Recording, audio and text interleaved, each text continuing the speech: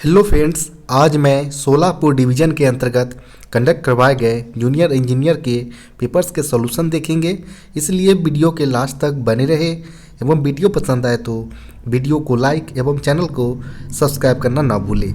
चलिए शुरू करते हैं। सबसे पहले देखेंगे कि यह पेपर सेंट्रल रेलवे के अंतर्गत जो सोलापुर डिवीज़न आते हैं वहाँ पर ये पेपर जूनियर इंजीनियर पोस्ट के लिए कंडक्ट करवाया गया था, जो कि CNW मैकेनिकल डिपार्टमेंट के अंतर्गत यह पेपर कंडक्ट हुआ था। अगर बात करें एग्ज़ाम डेट की तो अभी हाल ही में यह 10 मार्च 2024 को ये पेपर कंडक्ट हुआ था। अगर बात करें यह पेपर जो कंडक्ट करवाए गए थे वह 25% LDCE/ रैंकर कोटा के अंतर्गत पेपर कंडक्ट करवाए गए थे। यहाँ पर अगर बात करें नंबर ऑफ क्वेश्चंस का तो इस पेपर के अंतर्गत टोटल 110 प्रश्न पूछे गए थे, जिसमें से केवल कैंडिडेट को 100 प्रश्न का जवाब देना था, जिसके लिए कैंडिडेट को पूरे 2 घंटे का समय दिया गया था पेपर को अटेम्प्ट करने के लिए। इसके अलावा बात करें तो इस पेपर के अंतर्गत 1/3 नेगेटिव मार्किंग का भी प्रावधान इस पेपर के अंतर्गत किए गए थे। आगे चलिए देखते हैं कि इस पेपर के अंतर्गत कौन कौन से प्रश्न पूछे गए थे। पहले प्रश्न की अगर बात करें यहाँ पर तो पूछे गए थे which of the following is not a part of fire triangle, यानी निम्नलिखित में से कौन सा फायर ट्रायंगल का पार्ट्स नहीं है। क्योंकि आप जानते हैं कि जो फायर्स का कॉम्बिनेशन बनता है वह एक ट्रायंगुलर शेप में बनता है, जिसमें अगर बात करें तो मेनली 3 कंपोनेंट से बनकर तैयार होता है। इसमें पहला जो कंपोनेंट होता है वह हीट होता है, सेकेंड की अगर बात करें तो फ्यूल, और जो लास्ट जो थर्ड होता है वह ऑक्सीजन होता है, जिसका केमिकल जो फार्मूला होता है वो O2 से डिनोट करते हैं, यानी ऑक्सीजन होता है थर्ड कॉम्बिनेशन। तो यहाँ पर पूछा गया था कि निम्नलिखित में से कौन सा फायर ट्रायंगुलर शेप का पार्ट्स नहीं होता है।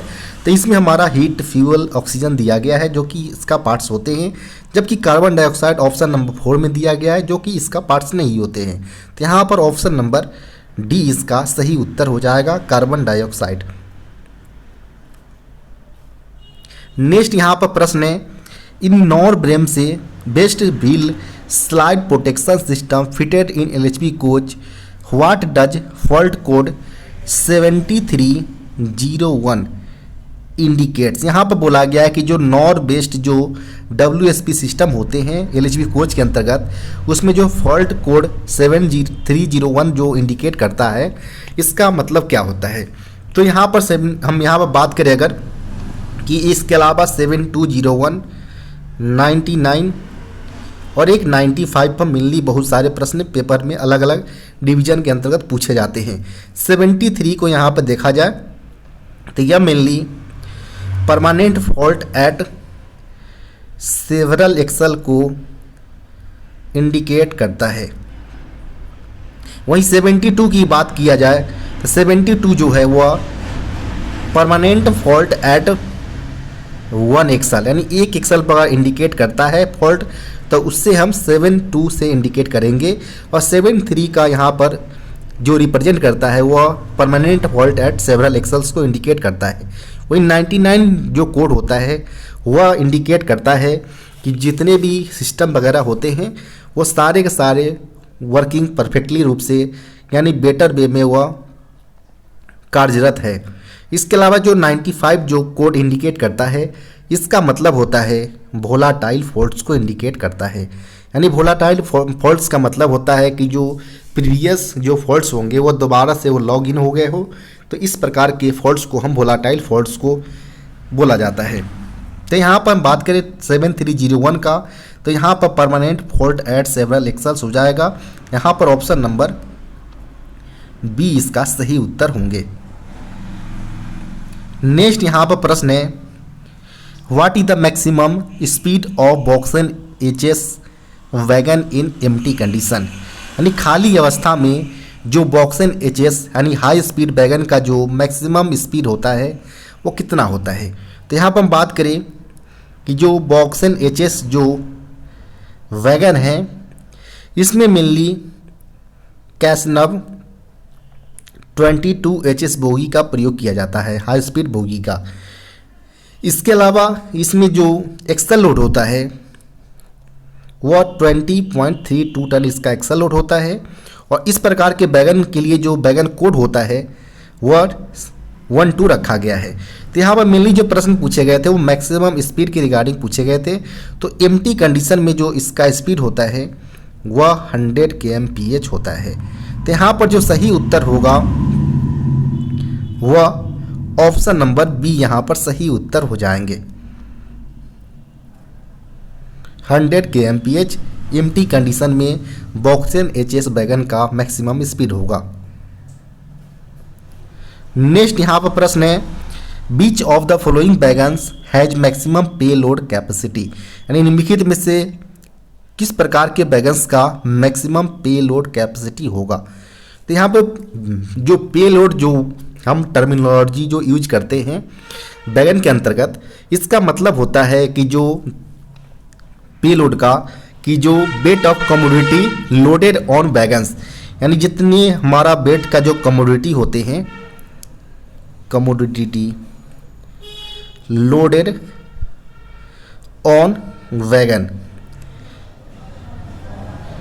Weight of commodity. तो यहाँ पर जितने भी वेट्स जो होते हैं कमोडिटीज़ का गुड्स का जो कि लोडेड होते हैं वैगन्स में, उस प्रकार के वेट्स को हम पेलोड से इंडिकेट करते हैं।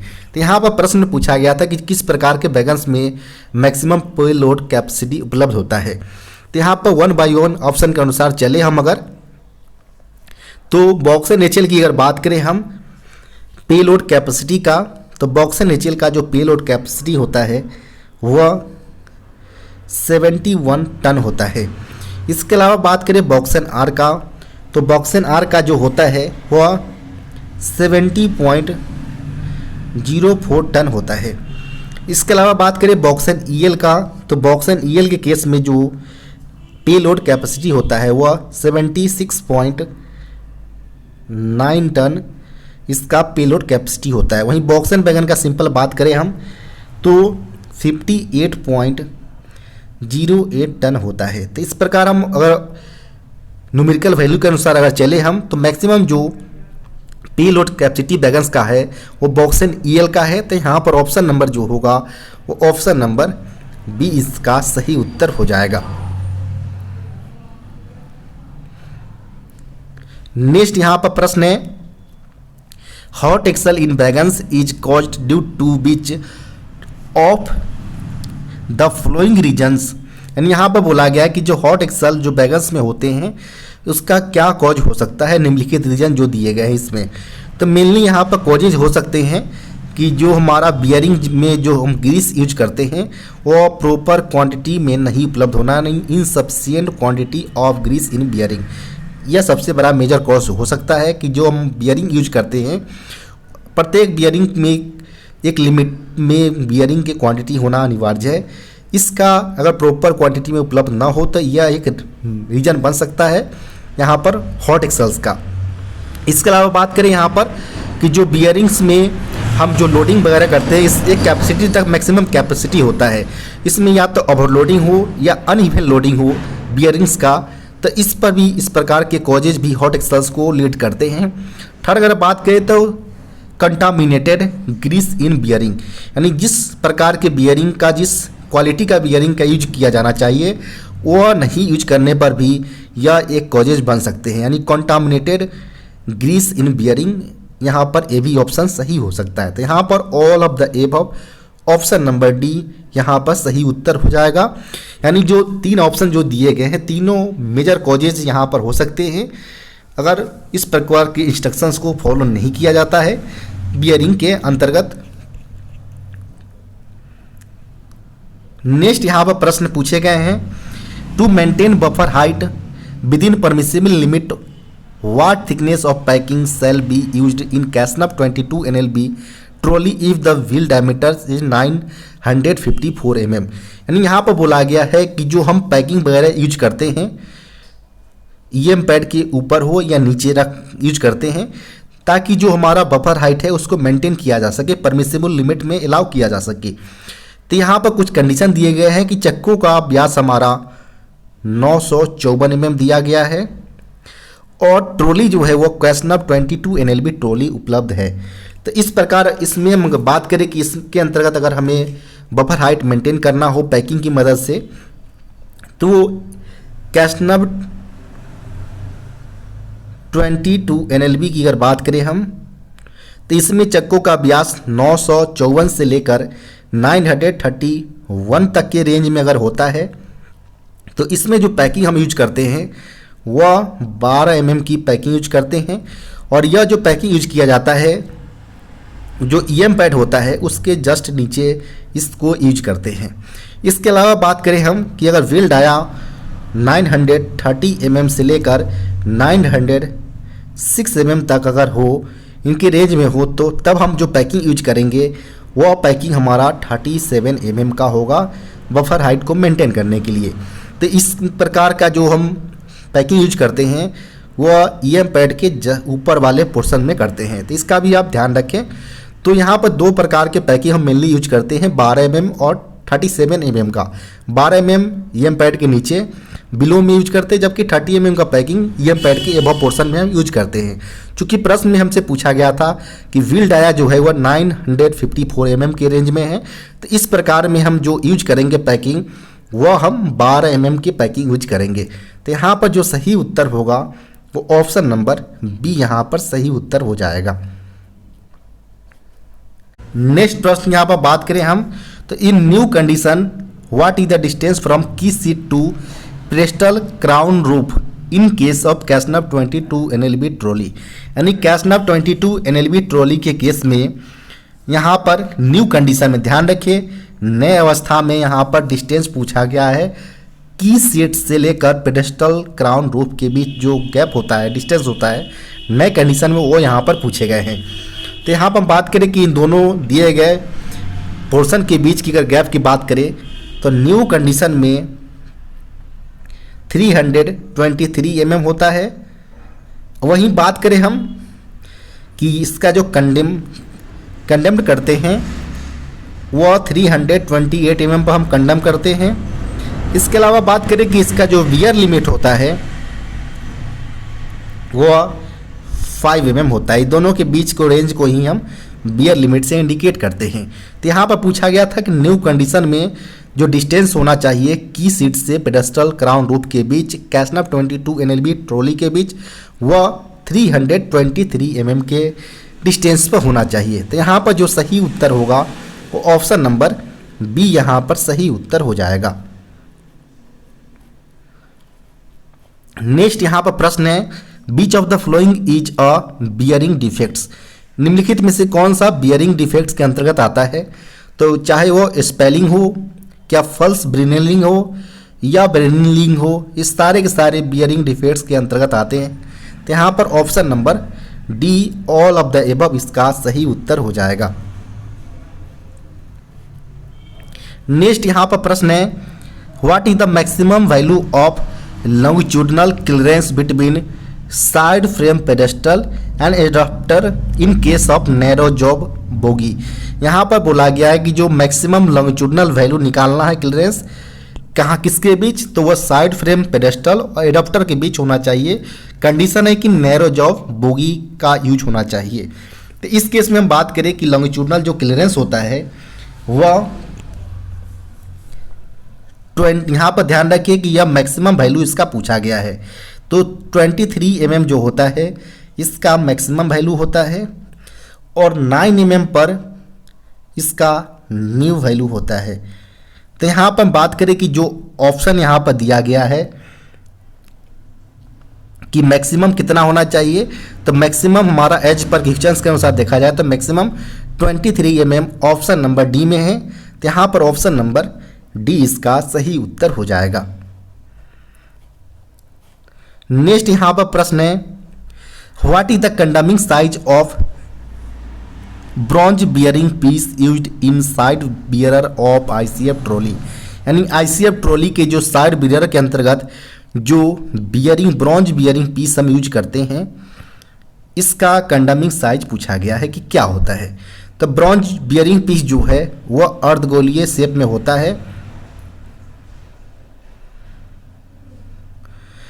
अर्धगोलीय शेप में, और इसका जो डायमेंशन होता है वह 45 mm न्यू कंडीशन में, और यहाँ कंडम कंडीशन की अगर बात करें तो 42 mm पर इसको हम सर्विस से हम कंडम कर देते हैं। यहाँ पर ब्रॉन्ज का बना होता है इसलिए ब्रॉन्ज बियरिंग पीस बोलते हैं, और ब्रॉन्ज बियरिंग पीस के जस्ट नीचे बियरिंग प्लेट लगा होता है, और इसमें ऑयल फिलिंग के बाद यहाँ पर हम कोच को माउंटेड कर देते हैं। तो यहाँ पर हमसे पूछा गया था कि कंडमिंग साइज क्या होना चाहिए ब्रॉन्ज बियरिंग पीस का, तो 42 mm ऑप्शन नंबर डी यहाँ पर सही उत्तर हो जाएगा। नेक्स्ट यहाँ पर प्रश्न है, condemning free height free limit of elastomeric pad used in casnub 22HS trolley, यानी कैसनव 22HS ट्रॉली के अंतर्गत जो हम EM पैड यानी इलास्टोमेरिक पैड हम जो यूज करते हैं, इसका नए डायमेंशन की अगर बात करें तो 46 mm इसका न्यू डायमेंशन होता है। वहीं अगर बात करें 42 mm जो होता है वो इलास्टोमेरिक पैड का कंडमनेशन लिमिट होता है। तो यहाँ पर जो प्रश्न पूछा गया था कंडमनेशन फ्री हाइट पूछा गया था, तो 42 mm ऑप्शन नंबर डी यहाँ पर सही उत्तर हो जाएगा। नेक्स्ट यहाँ पर प्रश्न है, the recommended range of mounted lateral play of a CTRB E class bearing during overhauling is. यहाँ पर बोला गया कि जो रिकमेंडेड रेंज होता है लेटरल प्ले का CTRB के अंतर्गत जब वह बियरिंग ओवरहोलिंग के लिए जाता है दौरान, हम याद इसका ध्यान रखना पड़ता है। ध्यान रखिए यहाँ पर जो CTRB टाइप दिया गया है वह E क्लास का पूछा गया है कि इसका जो लेटरल प्ले माउंटिंग दौरान जो रिकमेंडेड रेंज होता है वो कितना होना चाहिए। तो इसका जो रेंज की बात किया जाए अगर, तो यह रेंज होता है 0.03 mm से लेकर 0.38 mm के रेंज में होना चाहिए। तो यहाँ पर बात करें ऑप्शंस का, तो ऑप्शन नंबर ए में इस प्रकार का दिया गया है, तो यहाँ पर ऑप्शन नंबर ए इसका सही उत्तर हो जाएगा। नेक्स्ट यहाँ पर प्रश्न है, in context of LHB coaches the recommended torque value for M16x70 control arm housing nut bolt is, यानी यहाँ पर बोला गया है कि LHB कोच के संदर्भ में जो रिकमेंडेड जो टॉर्क वैल्यू होता है control arm housing nut bolt का, जिसके लिए यहाँ पर साइज दिया गया है, तो M16x70 का बोल्ट यहाँ पर यूज किया गया है। हाउसिंग बोल्ट जो कंट्रोल आर्म का होता है, इसके लिए जो टॉर्क वैल्यू होना चाहिए वो कितना होना चाहिए, तो इसके लिए जो टॉर्क वैल्यू होता है वह 120 न्यूटन मीटर होता है। इसको आप ध्यान रखें। यहाँ पर ऑप्शन नंबर सी इसका सही उत्तर हो जाएगा। नेक्स्ट यहाँ पर प्रश्न है, in wagon empty loaded handle shall be kept in empty position when the gross load is below. यहाँ पर जब भी हम वैगन्स जो कन्वेंशनल टाइप्स के होते हैं इनको प्रॉपर मैनुअली इसमें एम्प्टी कंडीशन में हैंडल को रखना पड़ता है। लोडेड कंडीशन होने पर इसको हैंडल को लोडेड अवस्था में रखना पड़ता है। तो इसके लिए कुछ दिशा निर्देश बताए गए, इंस्ट्रक्शन दिए गए हैं कि यहाँ पर जो हैंडल्स होते हैं खासकर जो BCN वगैरह जो होते हैं हमारा, इनमें इस प्रकार के हैंडल लगा होता है साइड की तरफ। इसमें कुछ कलर कोड होते हैं। एम्प्टी कंडीशन को येलो कलर से इंडिकेट किया जाता है, जबकि लोडेड कंडीशन को हम जो राइट तरफ होता है लोडेड कंडीशन, इसको हम ब्लैक कलर से इंडिकेट करते हैं। और यह हैंडल कब हमें एम्प्टी में रखना है, कब लोडेड में रखना है, इसके लिए भी इंस्ट्रक्शन बताए गए हैं कि जब वैगन का ग्रॉस वेट, ध्यान रखें ग्रॉस वेट यहाँ पर ग्रॉस लोड बोले या ग्रॉस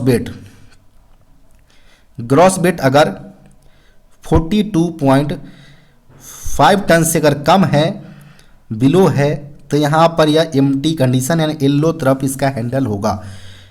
और इसके अलावा अगर बात करें कि अगर एबव 42.5 टन से अधिक अगर ग्रॉस लोड होता है तो इस प्रकार के वैगन्स को जो हैंडल होगा वह ब्लैक कलर कोड यानी लोडेड कंडीशन में हम रखेंगे। यहाँ पर जो पूछा गया था कि एम्प्टी कंडीशन में हैंडल होना चाहिए, इसके लिए जो डायरेक्शन दिए गए हैं वो 42.5 टन का ग्रॉस लोड से बिलो होना चाहिए। यहाँ पर ऑप्शन नंबर डी इसका सही उत्तर हो जाएगा। नेक्स्ट यहाँ पर प्रश्न है, as per the new wagon numbering scheme first 2 digit will of the wagon number indicates, यानी चूंकि हम जानते हैं कि जो वैगन नंबर होते हैं वो वर्तमान में 11 डिजिट्स का यूज किए जाते हैं, जिसमें पहला और दूसरा जो अंक है वह मेनली हमारा टाइप ऑफ वैगन को इंडिकेट करता है कि वैगन बॉक्सेन है, बीसीएन है, किस प्रकार का वैगन है। थर्ड और फोर्थ डिजिट जो होता है वह मेनली ऑनिंग रेलवे यानी वैगन WCR का है, NR का है, किस रेलवे का वैगन बना हुआ है। पाँचवें और छठे अंक जो है वो वैगन के मैन्युफैक्चर ईयर को इंडिकेट करता है। जैसे कोई वैगन अगर 2024 के अंतर्गत बना हो तो इसके लिए जो वैगन होगा वो केवल 2 डिजिट्स हम लेंगे, 24 के तौर पर कंसीडर करेंगे। और 7 से लेकर 8, 9, 10 जो होते हैं वह मेनली वैगन की इंडिविजुअल नंबर को इंडिकेट करता है, यानी सीरियल नंबर को इंडिकेट करेगा। और 11वां जो अंक होता है यह वैगन के चेक डिजिट को इंडिकेट करता है। कभी कभी प्रश्न में आपसे पूछ भी लिया जाता है कि जो नए वैगन स्कीम के अनुसार जो लास्ट डिजिट्स होता है वैगन का वो क्या इंडिकेट करता है, तो वह चेक डिजिट्स को इंडिकेट करता है, जिसके मदद से ही जो वैगन 11 अंकों का फॉर्मेशन होते हैं इसकी सही या गलत है इसकी जांच किया जा सकता है। तो यहाँ पर हमसे पूछा गया था पहले 2 अंक क्या इंडिकेट करता है, तो यह वैगन के टाइप्स को इंडिकेट करता है। तो यहाँ पर ऑप्शन नंबर जो होगा वो ऑप्शन नंबर ए इसका सही उत्तर हो जाएगा। नेक्स्ट यहाँ पर प्रश्न है, frequency of periodic overhauling of BTPN wagon, यानी यहाँ पर BTPN वैगन्स का जो POH का आवधिकता पूछा गया पीरियोडिक ओवरहॉलिंग का कि कब कब अंतराल पर किए जाते हैं। तो यहाँ पर बात करें हम BTPN का, तो BTPN का POH जो किया जाता है वह 6 ईयर्स के अंतराल पर किए जाते हैं, जबकि रूटीन ओवरहॉलिंग यानी ROH की बात किया जाए तो यह 18 मंथ्स के अंतराल पर किया जाता है। यह जो बताए जा रहे हैं वो एज पर IRCA पार्ट 3 के अनुसार बताए जा रहे हैं कि यहाँ पर POH 6 वर्ष के अंतराल पर और ROH 18 मंथ के अंतराल पर BTPN वैगन्स का किए जाते हैं।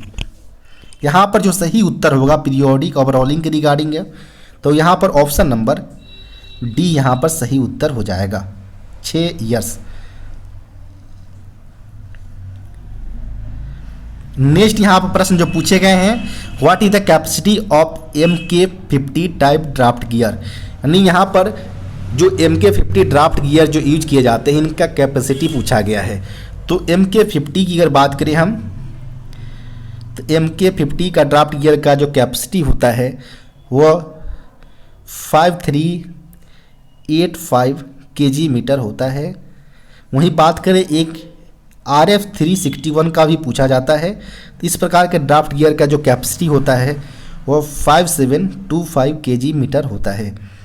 तो यहाँ पर प्रश्न में केवल MK50 का पूछा गया था, तो यहाँ पर 5385 kg मीटर हो जाएगा।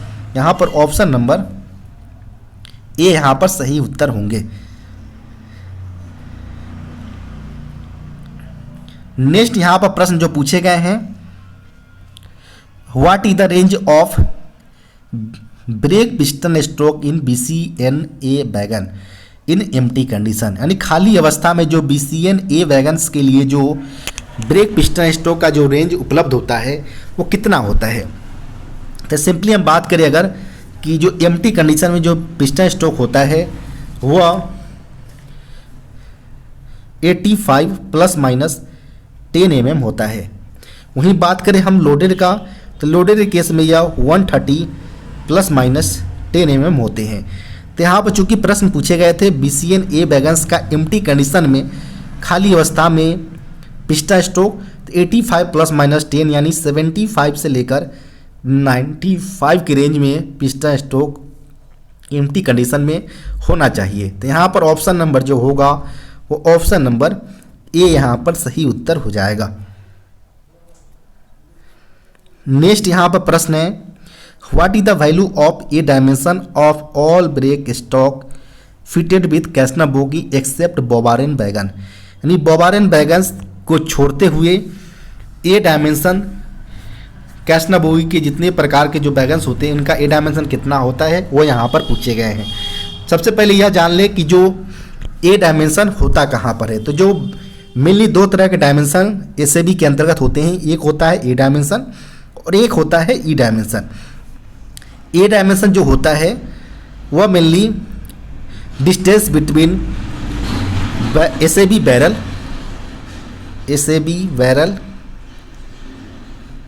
एंड कंट्रोल रड हेड के बीच का जो डिस्टेंस होता है, इस प्रकार के डिस्टेंस को हम ई डायमेंशन के तौर पर जानते हैं। और यह जो डायमेंशन होता है वह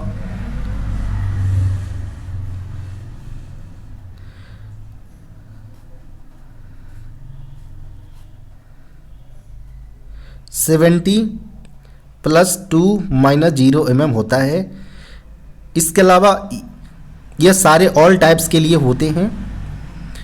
और एक होता है 27+2-0 mm होता है, यह होता है बोबारेन वैगन के लिए होता है। तो इसको भी ध्यान रखें। तो यहाँ पर कि बोबारेन वैगन को छोड़ते हुए पूछा गया था, तो 70+2-0 mm हो जाएगा। यहाँ पर ऑप्शन नंबर की अगर बात करें तो ऑप्शन नंबर यहाँ पर बी इसका सही उत्तर होंगे। नेक्स्ट प्रश्न की बात करें, यहाँ पर पूछे गए हैं during single wagon test for BOXN wagon time required for brake cylinder pressure to drop from 3.8 to 0.4 kg/cm²। यहाँ पर बोला गया कि जब हम सिंगल वैगन को टेस्ट करते हैं बॉक्सन वैगन का, जिसमें हमें ब्रेक को जो ब्रेक सिलेंडर का प्रेशर जो होता है 3.8 का, वह रिड्यूस होकर 0.4 तक आता है, जिसे हम रिलीज टाइम के तौर पर जानते हैं। रिलीज टाइम के तौर पर इसके लिए जो टाइम पीरियड लगता है वो कितना होगा। तो यहाँ पर ध्यान रखें कि जो पूछा गया है वह सिंगल वैगन का पूछा गया था। तो यहाँ पर 45 से लेकर 60 सेकेंड के बीच लगेंगे। तो यहाँ पर जो सही उत्तर होगा वह ऑप्शन नंबर डी इसका सही उत्तर हो जाएगा, 45 से लेकर 60 सेकेंड के बीच। नेक्स्ट यहाँ पर प्रश्न जो पूछे गए हैं, इन case of air spring provided in LHB coach the recommended range of air spring installation height is, यानी यहाँ पर बोला गया है कि एयर स्प्रिंग के केस में जो एलएचबी कोच में जो एयर स्प्रिंग प्रोवाइडेड होते हैं इनका जो रिकमेंडेड रेंज होता है इंस्टॉलेशन हाइट्स का एयर स्प्रिंग का, वो कितना होना चाहिए। तो जब भी हम इंस्टॉलेशन वगैरह करते हैं एयर स्प्रिंग हाइट्स वगैरह का, तो वो होना चाहिए 294 + 0-5 mm के रेंज में होना चाहिए। तो यहाँ पर बात करें तो सिंपली यह 289 से लेकर 294 के रेंज में मेनली होना चाहिए, जो कि ऑप्शन नंबर की अगर बात करें हम तो ऑप्शन नंबर जो दिया गया है वो ऑप्शन नंबर डी में दिया गया है। तो यहाँ पर ऑप्शन नंबर डी इसका सही उत्तर हो जाएगा।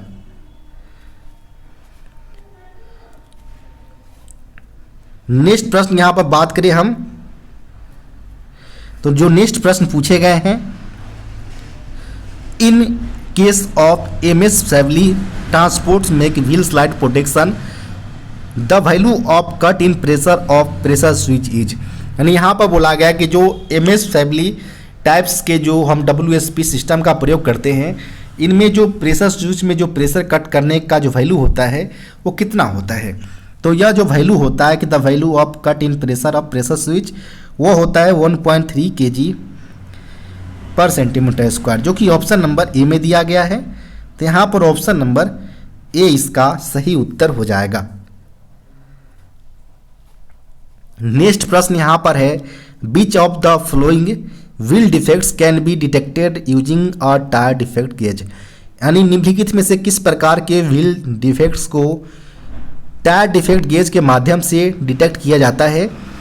तो यहाँ पर हम बात करें कि व्हील डिफेक्ट गेज के माध्यम से जो हम चक्कों के डिफेक्ट्स को जो आइडेंटिफाई करने का काम करते हैं, इसमें मेनली हमारा शार्प फ्लेंज हो, थिन फ्लेंज हो, डीप फ्लेंज हो, इसके अलावा less radius at root of flange हो या फ्लैट टायर हो, ये सारे जो मेनली जो डिफेक्ट्स होते हैं वो व्हील फ्लेंज या व्हील ट्रेड्स वगैरह पर आते हैं। इस प्रकार के डिफेक्ट्स को हम टायर डिफेक्ट गेज के माध्यम से डिटेक्ट करने का काम करते हैं कि अब जो चक्का है वो चलने लायक है या कंडम लिमिट्स को या पार कर चुका है। तो इसको जांच हम टायर डिफेक्ट गेज के माध्यम से हम करते हैं। तो यहाँ पर जो ऑप्शन दिया गया है वो इस प्रकार के तीनों दिए गए हैं। तो यहाँ पर all of the above option number D यहाँ पर सही उत्तर हो जाएंगे। नेक्स्ट यहाँ पर प्रश्न है, विच device is provided in BLC wagon in leave of empty load box.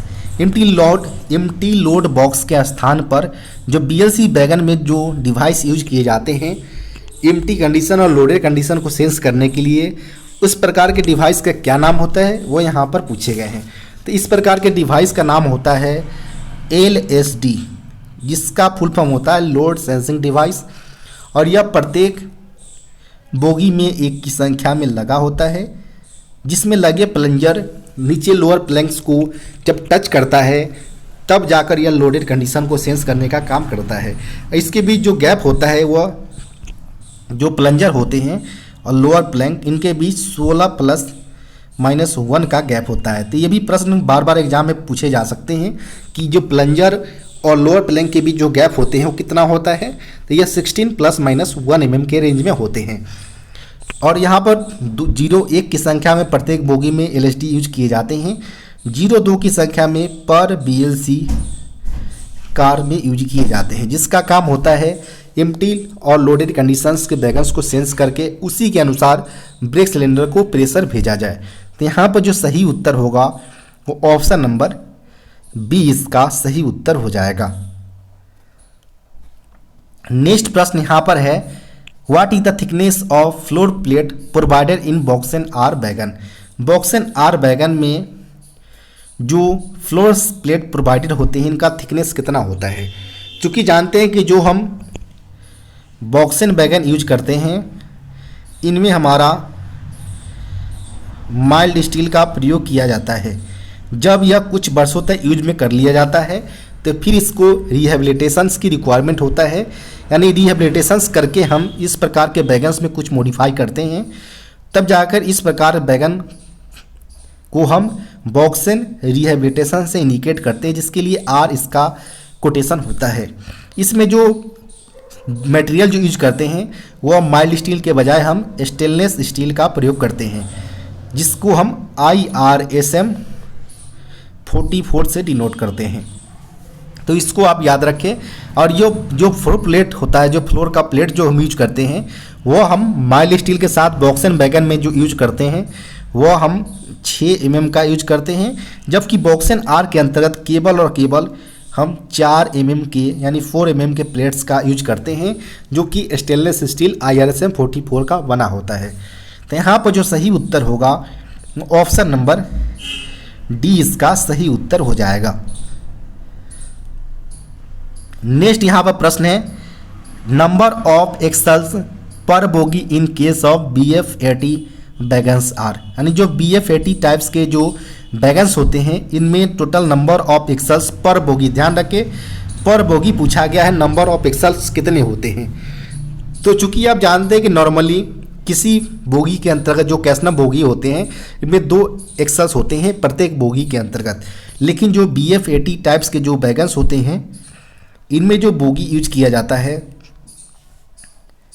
इनमें एक बोगी के अंतर्गत टोटल 3 एक्सल लगे होते हैं। तो यहाँ पर 0-3 एक्सल्स पर बोगी यहाँ पर सही उत्तर होगा। तो यहाँ पर जो सही उत्तर होंगे वह ऑप्शन नंबर की बात करें हम तो ऑप्शन नंबर यहाँ पर बी इसका सही उत्तर हो जाएगा, 0-3 एक्सल्स पर बोगी। नेक्स्ट यहाँ पर प्रश्न है, फुल फॉर्म ऑफ RFID, यानी RFID का यहाँ पर क्या अर्थ होता है वो यहाँ पर पूछा गया है। तो RFID का फुल फॉर्म होता है रेडियो फ्रीक्वेंसी आइडेंटिफिकेशन। तो यहाँ पर ऑप्शन नंबर जो होगा वो ऑप्शन नंबर ए इसका सही उत्तर हो जाएगा। नेक्स्ट प्रश्न यहाँ पर है, which of the flowing draft gears use helical springs. निम्नलिखित में से किस प्रकार के ड्राफ्ट गियर्स जो है वह हेलिकल स्प्रिंग्स को यूज करते हैं। तो हेलिकल स्प्रिंग्स को यूज करने वाले जो ड्राफ्ट गियर है वो MK50 ड्राफ्ट गियर है, जिसका कैपेसिटी की अगर बात करें तो 5385 kg मीटर इसका कैपेसिटी होता है। यहाँ पर ऑप्शन नंबर की बात करें तो ऑप्शन नंबर ए इसका सही उत्तर हो जाएगा। MK50 draft gear helical spring का यूज करते हैं। नेक्स्ट प्रश्न की बात करें यहाँ पर तो unified PL reduce the possibility of which of the flowing.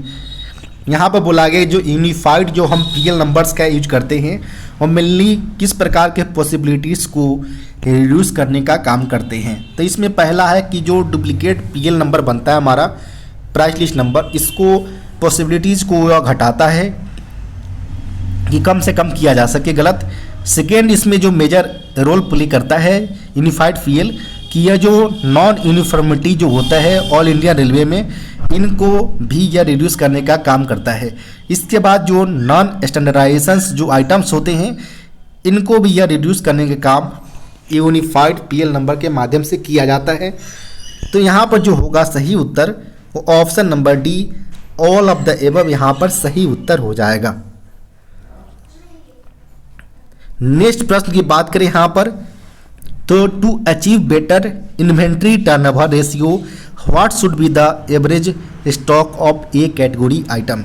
यानी यहाँ पर बोला गया है कि बेटर इन्वेंट्री टर्नओवर रेशियो को अचीव करने के लिए यहाँ पर जो ए कैटेगरी के आइटम्स जो है उनका स्टॉक्स जो होना चाहिए, एवरेज स्टॉक्स वो कितने महीनों तक का होना चाहिए, ताकि जो हम इन्वेंट्री जो रेशियो होता है हमारा उनको बेटर से बेटर अचीव किया जा सके। तो ए कैटेगरी के जो आइटम्स होते हैं इनका जो स्टॉक्स किया जाना चाहिए, एवरेज स्टॉक्स, वो अप्रॉक्स 3 मंथ्स का किया जाना चाहिए। तो यहाँ पर जो सही उत्तर होगा वो ऑप्शन नंबर ए यहाँ पर सही उत्तर हो जाएगा। नेक्स्ट यहाँ पर प्रश्न है, number PL number is denoted by how many digits. यानी जो PL नंबर है वो कितने डिजिट से अंकों से दिखाया जाता है। तो PL नंबर सिंपली जो होता है वह प्राइस लिस्ट नंबर बोलते हैं। इसका यूज जो होता है वह स्टॉक आइटम के लिए केवल किया जाता है, और यह जो डिजिट जो यूज करते हैं वो 8 अंकों का 8 डिजिट्स के होते हैं। तो यहाँ पर जो सही उत्तर होगा वो ऑप्शन नंबर ए इसका सही उत्तर हो जाएगा, 8 डिजिट्स। नेक्स्ट यहाँ पर प्रश्न है, items which have not been issued for last 12 months and stocks exist are called. यानी इस प्रकार के आइटम जो पिछले 12 महीनों के अंतर्गत किसी भी यूजर को इशू नहीं किया गया है, साथ ही साथ वह स्टॉक अभी उपलब्ध है, एग्जिस्ट करता है। तो इस प्रकार के जो स्टॉक्स आइटम्स होते हैं उसे हम इनएक्टिव स्टोर्स के अंतर्गत रखते हैं।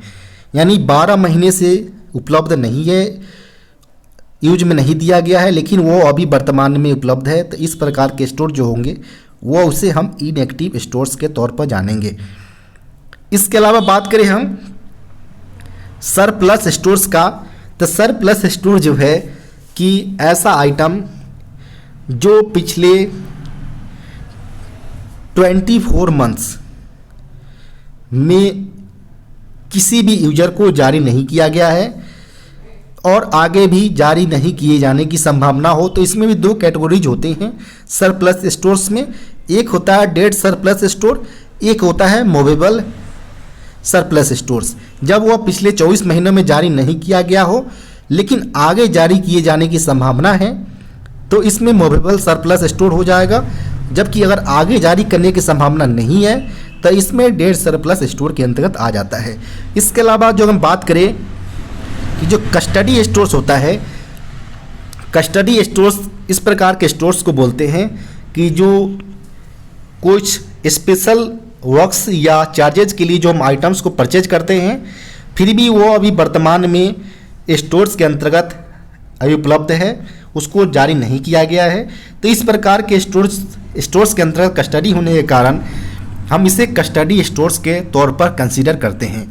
इसके अलावा हम बात करें जो ऑर्डिनरी स्टोर्स होते हैं, ऑर्डिनरी स्टोर्स को मेनली हम उस प्रकार के आइटम से इंडिकेट करते हैं कि जिसका रेगुलर डिमांड्स मौजूद हो, जिसके कारण सप्लाई भी रेगुलर बेसिस पर होता हो। तो इस प्रकार के जो होते हैं वो ऑर्डिनरी स्टोर्स के अंतर्गत आते हैं।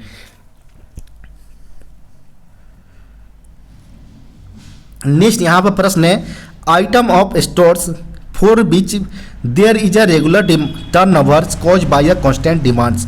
कांस्टेंट डिमांड के कारण, रेगुलर टर्नओवर होने के कारण जो स्टोर्स होते हैं, आइटम्स होते हैं स्टोर्स का, उसे हम ऑर्डिनरी स्टोर्स के तौर पर जानते हैं। तो यहाँ पर ऑप्शन नंबर सी यहाँ पर सही उत्तर हो जाएगा। नेक्स्ट यहाँ पर प्रश्न है, which one of the following system of codification is followed by Indian railway for codification of store items. यानी निम्नलिखित में से जो सिस्टम हम कोडिंग करने के लिए जो कोडिफिकेशन स्टोर आइटम्स के करते हैं, वो किस प्रकार के कोडिफिकेशन सिस्टम का हम यूज करते हैं, वो यहाँ पर पूछा गया है, जो कि भारतीय रेलवे के अंतर्गत यूज में लिए जाते हैं। तो यह mainly semi significant coding system का यूज में लिया जाता है। तो यहाँ पर ऑप्शन नंबर जो होगा वो ऑप्शन नंबर बी इसका सही उत्तर हो जाएगा। नेक्स्ट यहाँ पर प्रश्न है, stocks which are provided to cater to the fluctuations of lead time and consumption patterns are called. यानी इस प्रकार के आइटम्स जो कि लीड टाइम्स के हो या कंजप्शन पैटर्न्स हो, सारे के फ्लक्चुएशंस को बहन यानी कैटर करने के लिए प्रोवाइडेड किया गया हो, तो इस प्रकार के जो स्टॉक्स होते हैं उसे हम बफर स्टॉक्स के तौर पर जानते हैं। यानी ध्यान रखिए कि जो इस प्रकार के स्टॉक्स जो कंजप्शन पैटर्न्स हो या लीड टाइम हो, सारे के फ्लक्चुएशंस को कैटरनी बहन करने के लिए प्रोवाइड किया गया हो, इस प्रकार के स्टॉक को हम बफर स्टॉक के तौर पर जानते हैं। तो यहाँ पर जो सही उत्तर होगा वो ऑप्शन नंबर बी इसका सही उत्तर हो जाएगा। नेक्स्ट यहाँ पर प्रश्न है, last digits in any price list number represent. यानी जो पीएल नंबर हम यूज करते हैं, प्राइस लिस्ट नंबर, इसका जो लास्ट अंक होता है वो क्या इंडिकेट करता है। चूंकि जो पीएल नंबर होता है वो 8 डिजिट्स का मेनली होता है, जिसमें पहला और दूसरा अंक इसके मेन ग्रुप को इंडिकेट करता है कि किस डिपार्टमेंट्स का किस का आइटम बना हुआ है। थर्ड और फोर्थ जो होता है वह मेनली सब ग्रुप को इंडिकेट करता है, और जो 5, 6, 7 पार्टिकुलर आइटम्स के इंडिविजुअल नंबर को इंडिकेट करता है, जबकि 8वां जो अंक होता है इसके चेक डिजिट्स को इंडिकेट करता है। यानी यहाँ पर जो सही उत्तर होगा वो option number B, last digits of PL number will indicates check digits. Next जो प्रश्न पूछे गए हैं, EOQ is the quantity at which. यानी यहाँ पर EOQ के बारे में पूछा गया है कि जो EOQ के लिए जो क्वांटिटी होता है वो क्वांटिटी होता है कि जो हमारा इन्वेंट्री कैरिंग कॉस्ट हो प्लस जो ऑर्डरिंग कॉस्ट होता है वो दोनों के दोनों मिनिमाइज किया जा सके, इस प्रकार की ये क्वांटिटी के तौर पर लिया जाता है। तो यहाँ पर जो सही उत्तर होगा वो ऑप्शन नंबर सी यहाँ पर सही उत्तर हो जाएगा। नेक्स्ट यहाँ पर प्रश्न है, full form of IREPS। IREPS का यहाँ पर फुल फॉर्म पूछा गया है, जिसका फुल फॉर्म होता है इंडियन रेलवे ई प्रोक्यूरमेंट सिस्टम होता है, जो कि एक रेलवे के अंतर्गत किए जाने वाला एक वेब पोर्टल है, जिसके माध्यम से जो ऑनलाइन एक्टिविटीज जो होते हैं हमारे सारे जो गुड्स के प्रोक्योरमेंट के रिलेटेड हो या वर्क्स एंड सर्विसेज के प्रोक्योरमेंट के रिलेटेड हो या जो मटेरियल के सेल्स से रिलेटेड हो या जो लीजिंग जो एसेट्स का जो करते हैं सर्विसेज का इनके लीजिंग से रिलेटेड हो या जो वेंडर अप्रूवल्स जो वगैरह करते हैं मटेरियल जो इंस्पेक्शंस वगैरह करते हैं हम, इनके रिलेटेड जितने भी ऑनलाइन होते हैं, इनका प्रोसेस IREPS के माध्यम से ही किया जाता है। तो यहाँ पर जो सही उत्तर होगा वो ऑप्शन नंबर की बात करें तो ऑप्शन नंबर ए इसका सही उत्तर हो जाएगा। इंडियन रेलवे ई प्रोक्यूरमेंट सिस्टम इसका सही उत्तर होंगे, ऑप्शन नंबर ए। नेक्स्ट यहाँ पर प्रश्न है, first 2 digits in a price list number represent, यानी जो फर्स्ट 2 डिजिट्स होता है PL नंबर का, वो मेनली मेन ग्रुप को इंडिकेट करता है। तो यहाँ पर जो सही उत्तर होगा वो ऑप्शन नंबर बी इसका सही उत्तर हो जाएगा। यहाँ पर जो बात करें कि जो 30 से लेकर 39 के बीच जो मेन ग्रुप से जो पार्ट्स आते हैं, ये मेनली CNW के अंतर्गत होते हैं, तो इसका भी आप ध्यान रखें।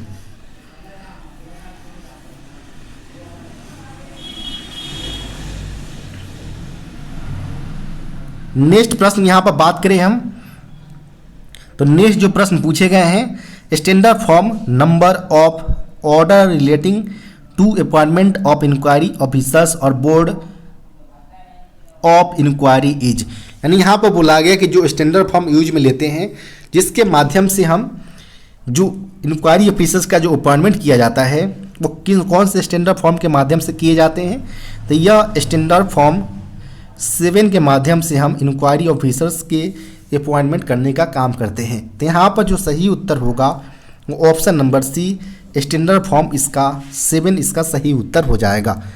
इसके अलावा स्टैंडर्ड फॉर्म 8 का प्रयोग हम प्रेजेंटिंग ऑफिसर्स को अपॉइंटमेंट करने के लिए करते हैं। SF 2 जो ऑप्शन में दिया गया है, SF 2 का प्रयोग हम डिम्ड सस्पेंशन के लिए करते हैं, जबकि SF 10 जो ऑप्शन में दिया गया है, इसका प्रयोग हम अपॉइंटमेंट कॉमन प्रोसीडिंग, जब एक से ज़्यादा वगैरह की जो केसेज आते हैं तो इसके लिए कॉमन प्रोसीडिंग्स की रिक्वायरमेंट होता है, तो इसके अंतर्गत जो अपॉइंटमेंट किए जाते हैं वो SF 10 के अंतर्गत ही किए जाते हैं। नेक्स्ट जो प्रश्न है कि the revocation of suspension is, यानी निलंबन से बहाली जो है वह स्टैंडर्ड फॉर्म 4 के अंतर्गत किया जाता है। यहाँ पर ऑप्शन नंबर ए इसका सही उत्तर हो जाएगा। नेक्स्ट यहाँ पर प्रश्न है, standard form for refusing permission to inspect document, यानी किसी भी प्रकार के डॉक्यूमेंट्स को इंस्पेक्ट करने से मनाही करना, यानी रिफ्यूज करना के काम के लिए जो स्टैंडर्ड फॉर्म दिया जाता है, इशू किए जाते हैं कर्मचारी के खिलाफ, वह स्टैंडर्ड फॉर्म 6 का यूज किया जाते हैं, जिसके अंतर्गत कोई भी कर्मचारी अगर किसी भी प्रकार के डॉक्यूमेंट्स को इंस्पेक्ट करने से मना करता है तो उसको SF 6 जारी किए जाते हैं। यहाँ पर ऑप्शन नंबर सी इसका सही उत्तर हो जाएगा। इसके अलावा SF 5 में आप जानते ही हैं कि मेजर पेनाल्टी होता है, SF 11 में माइनर पेनाल्टी छोटी शास्ति का यूज किया जाता है, जबकि जो SF 3 होता है, SF 3 में सफिशिएंट अलाउंस निर्वाह भत्ता कर्मचारी को सस्पेंशन पीरियड में दिए जाते हैं, जिसके लिए कर्मचारी को स्टैंडर्ड फॉर्म 3 इशू किए जाते हैं। नेक्स्ट यहाँ पर प्रश्न है, which of the following tool is used from to for internal threads in holes, यानी यहाँ पर बोला गया है कि जो थ्रेड्स के अंतर्गत, जो हम होल के अंतर्गत जो इंटरनल थ्रेड्स अगर बनाना हो तो इसके लिए जो हम मटेरियल यूज में लेते हैं वो कौन सा मटेरियल टूल हम यूज में लेते हैं।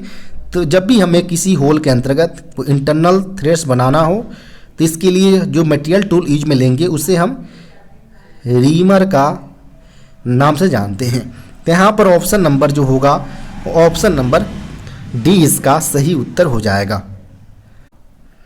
नेक्स्ट प्रश्न यहाँ पर बात करें हम, तो नेक्स्ट प्रश्न पूछे गए हैं, as per railway servant hours of work and period of rest rules standard duty hours in a week for intensive category workers is, यानी इंटेंसिव कैटेगरी वर्कर्स के लिए जो स्टैंडर्ड ड्यूटी, ध्यान रखिए स्टैंडर्ड ड्यूटी आवर्स पूछा गया है पर वीक, एक वीक में कितना होना चाहिए, एज पर HOER के अनुसार पूछा जा रहा है, hours of employment and period of rest rule के अनुसार। तो इसके लिए बात करें कि इंटेंसिव कैटेगरी के लिए 42 आवर्स पर वीक इसका स्टैंडर्ड आवर्स होता है ड्यूटी का।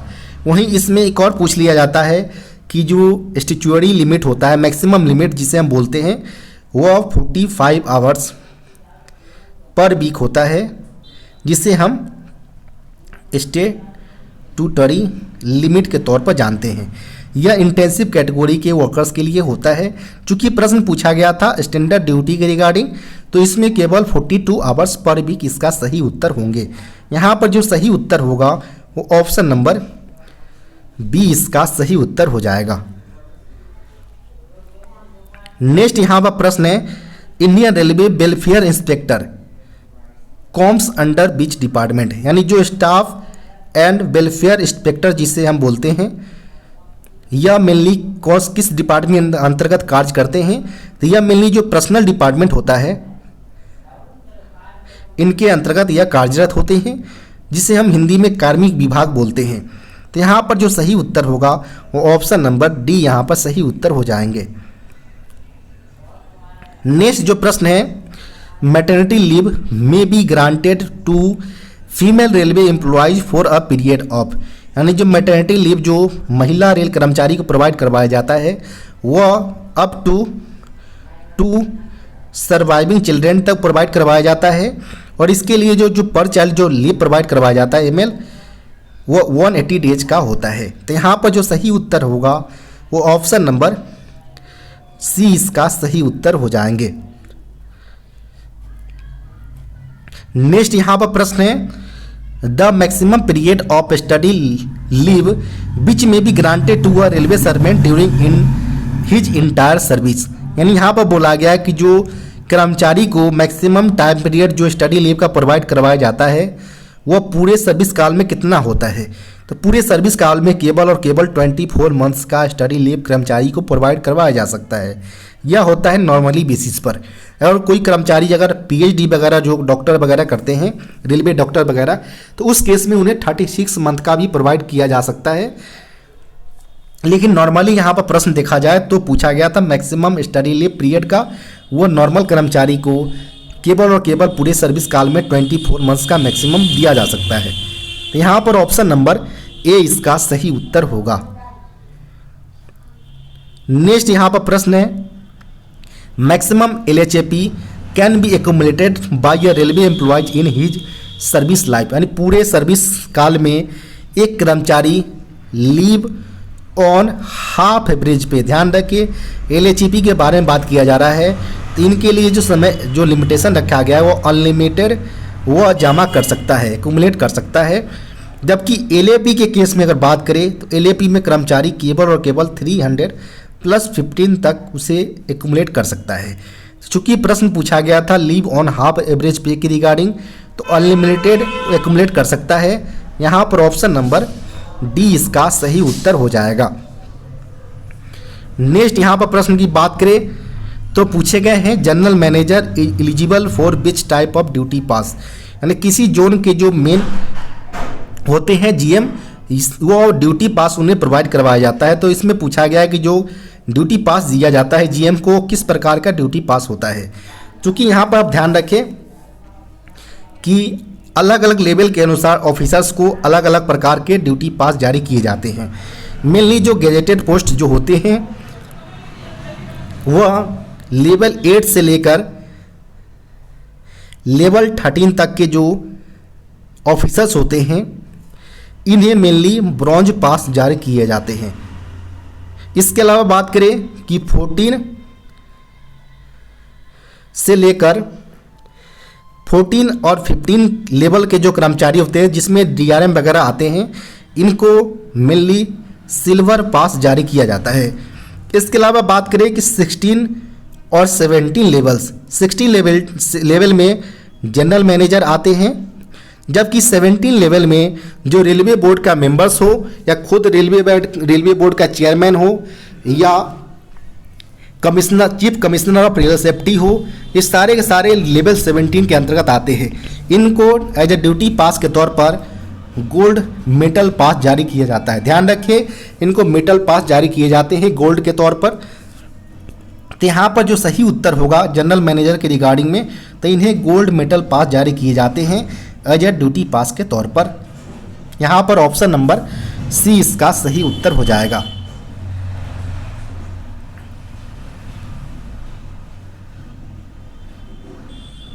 नेक्स्ट प्रश्न यहाँ पर बात करें हम, पूछे गए हैं as per railway servant hours of work and period of rest rules railway servant have been classified into how many groups. यानी यहाँ पर बोला गया कि जो hours of employment and period of rest rules होता है, इनके अनुसार कर्मचारी को कितने टाइप्स में क्लासिफाई किया गया है। तो इसमें पहला जो होता है वह कंटिन्यूअस कैटेगरी होता है, सेकेंड होता है इंटेंसिव, थर्ड होता है इसेंशियली इंटरमीडिएट होता है, चौथा होता है एक्सक्लूडेड। यानी टोटल HOER के अनुसार कर्मचारी को 4 टाइप्स में क्लासिफाई किए जाते हैं। यहाँ पर जो सही उत्तर होगा वो ऑप्शन नंबर सी इसका सही उत्तर हो जाएंगे। नेक्स्ट प्रश्न की बात करें, यहाँ पर पूछे गए हैं what is the full form of PNM। PNM का क्या फुल फॉर्म होता है वो यहाँ पर पूछे गए हैं। तो PNM का फुल फॉर्म सिंपली होता है परमानेंट नेगोशिएटिंग मशीनरी होता है। जिनका अगर बात करें इस्टेब्लिशमेंट का, तो इनको इस्टेब्लिश जो किया गया था वह 1 जनवरी 1952 को किया गया था बाई VV गिरी के द्वारा। ध्यान रखिए, इससे भी प्रश्न आपसे पूछा जा सकता है कि किसके द्वारा इस्टेब्लिशमेंट किया गया था। तो VV गिरी के द्वारा 1 जनवरी 1952 को किया गया था। और PNM का जो लाने का जो मेन मोटिव था वह था कि जो एडमिनिस्ट्रेशंस और एम्प्लॉयज़ के बीच जो जितने भी कोऑर्डिनल रिलेशंस हो या कोऑर्डिनेट्स वगैरह हो, इनको मेंटेन किया जा सके ताकि प्रॉपर रूप से वर्क को कंडक्ट किया जा सके। इसको लाने के लिए PNM लाया गया था। PNM का यहाँ पर जो सही उत्तर हो जाएगा option number a permanent negotiating machinery हो जाएगा। इसके अंतर्गत मेनली 3 लेवल्स पर मीटिंग कंडक्ट करवाए जाते हैं। एक है रेलवे बोर्ड लेवल पर, एक है जोनल स्तर पर मीटिंग होता है और एक होता है डिवीजन स्तर पर। यानी तीनों लेवल्स पर अलग अलग तौर पर मीटिंग करवाए जाते हैं। इनके अंतर्गत अध्यक्ष होते हैं, सचिव होते हैं। तो इसका आप ध्यान रखिए। नेक्स्ट यहाँ पर प्रश्न की बात करें तो which of the following methods are use to detect internal flaws and defects of axle. यानी यहाँ पर बोला गया कि निम्नलिखित में से किस प्रकार के मेथड्स का यूज करके हम एक्सेल्स के ऊपर जो इंटरनल फ्लोज या डिफेक्ट्स होते हैं इनको हम डिटेक्ट करने का काम करते हैं। तो इसके अंतर्गत मेनली जो हम UST टेस्ट जो करते हैं, हम अल्ट्रासोनिक टेस्ट, जिसके माध्यम से ही हम कोई एक्सेल के ऊपर कोई इंटरनल फॉल्ट्स हो या डिफेक्ट्स हो, इनको हम डिटेक्ट करने का काम करते हैं। तो यहाँ पर जो सही उत्तर होगा तो ऑप्शन नंबर बी इसका सही उत्तर हो जाएगा। नेक्स्ट प्रश्न की बात करें यहाँ पर तो पूछे गए हैं with manual metal arc welding what which class of electrode shall be used for welding MN steel liner to IS 103 steels. यानी यहाँ पर बोला गया है कि जो वेल्डिंग मैनुअल के अनुसार हम जो मेटल आर्क वेल्डिंग के माध्यम से हम किस प्रकार के इलेक्ट्रोड को यूज करेंगे जब हमें वेल्डिंग करना हो मैग्नीज और स्टील को लाइनर्स को इंडियन स्टैंडर्ड जो 1030 स्टील्स का है, इसके अनुसार किस प्रकार के हम इलेक्ट्रोड का यूज करेंगे। तो इसके लिए जो हम इलेक्ट्रोड लेते हैं वो M5 वर्जन का लेते हैं। तो यहाँ पर जो सही उत्तर होगा वो ऑप्शन नंबर बी यहाँ पर सही उत्तर हो जाएगा। नेक्स्ट यहाँ पर प्रश्न है what is the capacity of primary vertical dampers fitted in LHB coach. LHB coach के अंतर्गत फिटेड किए गए प्राइमरी वर्टिकल डैम्पर्स का कैपेसिटी पूछा गया है। चूँकि हम टोटल जो हमारा LHB कोच में 4 प्रकार के डैम्पर्स यूज में लिए जाते हैं। पहला हमारा प्राइमरी वर्टिकल डैम्पर्स,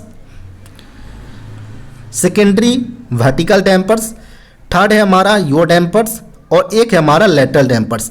टोटल 4 प्रकार के डैम्पर्स का प्रयोग करते हैं शॉक को ऑब्जर्व करने के लिए। यहाँ पर चारों की कैपेसिटी हम देखेंगे कि प्राइमरी वर्टिकल डैम्पर्स का जो कैपेसिटी होता है वह 4250 न्यूटन होता है, जबकि सेकेंडरी वर्टिकल डैम्पर्स का 3500 न्यूटन होता है इसका कैपेसिटी, जबकि लेटरल डैम्पर्स का जो कैपेसिटी होता है वह 8000 न्यूटन होता है। जबकि यो डैम्पर की बात करें कैपेसिटी का, तो इसका जो कैपेसिटी होता है वह 11000 न्यूटन इसका कैपेसिटी होता है। चूँकि प्रश्न में केवल प्राइमरी वर्टिकल डैम्पर का कैपेसिटी पूछा गया था, तो 4250 न्यूटन इसका सही उत्तर हो जाएगा। ऑप्शन नंबर ए में दिया गया है, तो यहाँ पर ऑप्शन नंबर ए इसका सही उत्तर हो जाएगा। नेक्स्ट प्रश्न की बात करें यहाँ पर, तो in context of wagons full form of CTRB। CTRB जो कि बैगन के संदर्भ में पूछा गया है कि इसका फुल फॉर्म क्या होगा, तो CTRB का फुल फॉर्म होता है कार्टेज टेपर रोलर बियरिंग। यहाँ पर ऑप्शन नंबर ए इसका सही उत्तर हो जाएगा।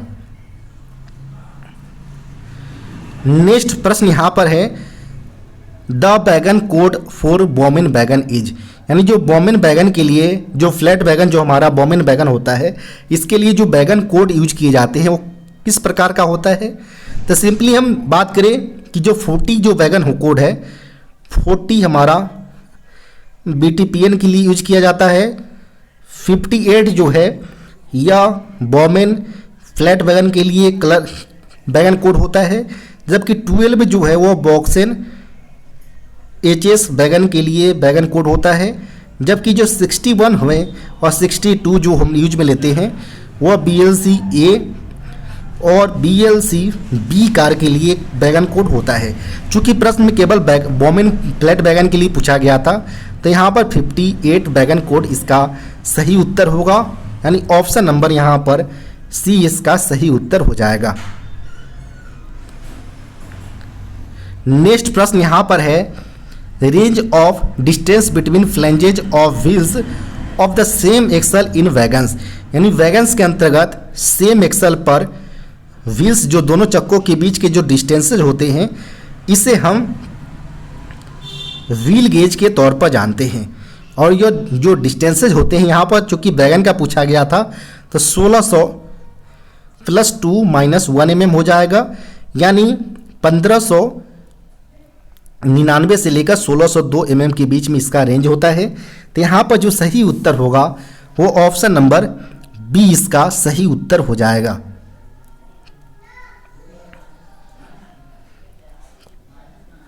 नेक्स्ट प्रश्न यहाँ पर बात करें हम, तो नेक्स्ट प्रश्न पूछे गए हैं, at the time of wheel changing in sick line workshop what is the permissible maximum limit of variation in wheel diameters on the same axle in case of वॉक्सन बैगन।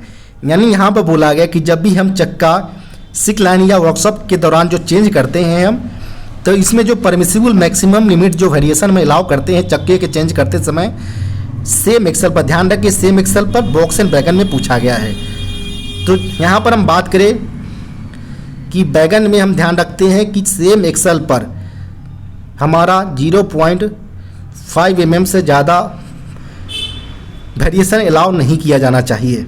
सेम बोगी की अगर बात करें हम, तो सेम बोगी में 13 mm तक मैक्सिमम अलाउ करते हैं। वहीं सेम बैगन की अगर बात करें हम, तो 25 mm से मैक्सिमम हम व्हील डायमीटर्स में परमिट नहीं करते हैं। चूँकि प्रश्न में सेम एक्सल पर पूछा गया था, तो 0.5 mm इसका सही उत्तर हो जाएगा। ऑप्शन नंबर की अगर बात करें, तो ऑप्शन नंबर ए यहाँ पर सही उत्तर हो जाएगा।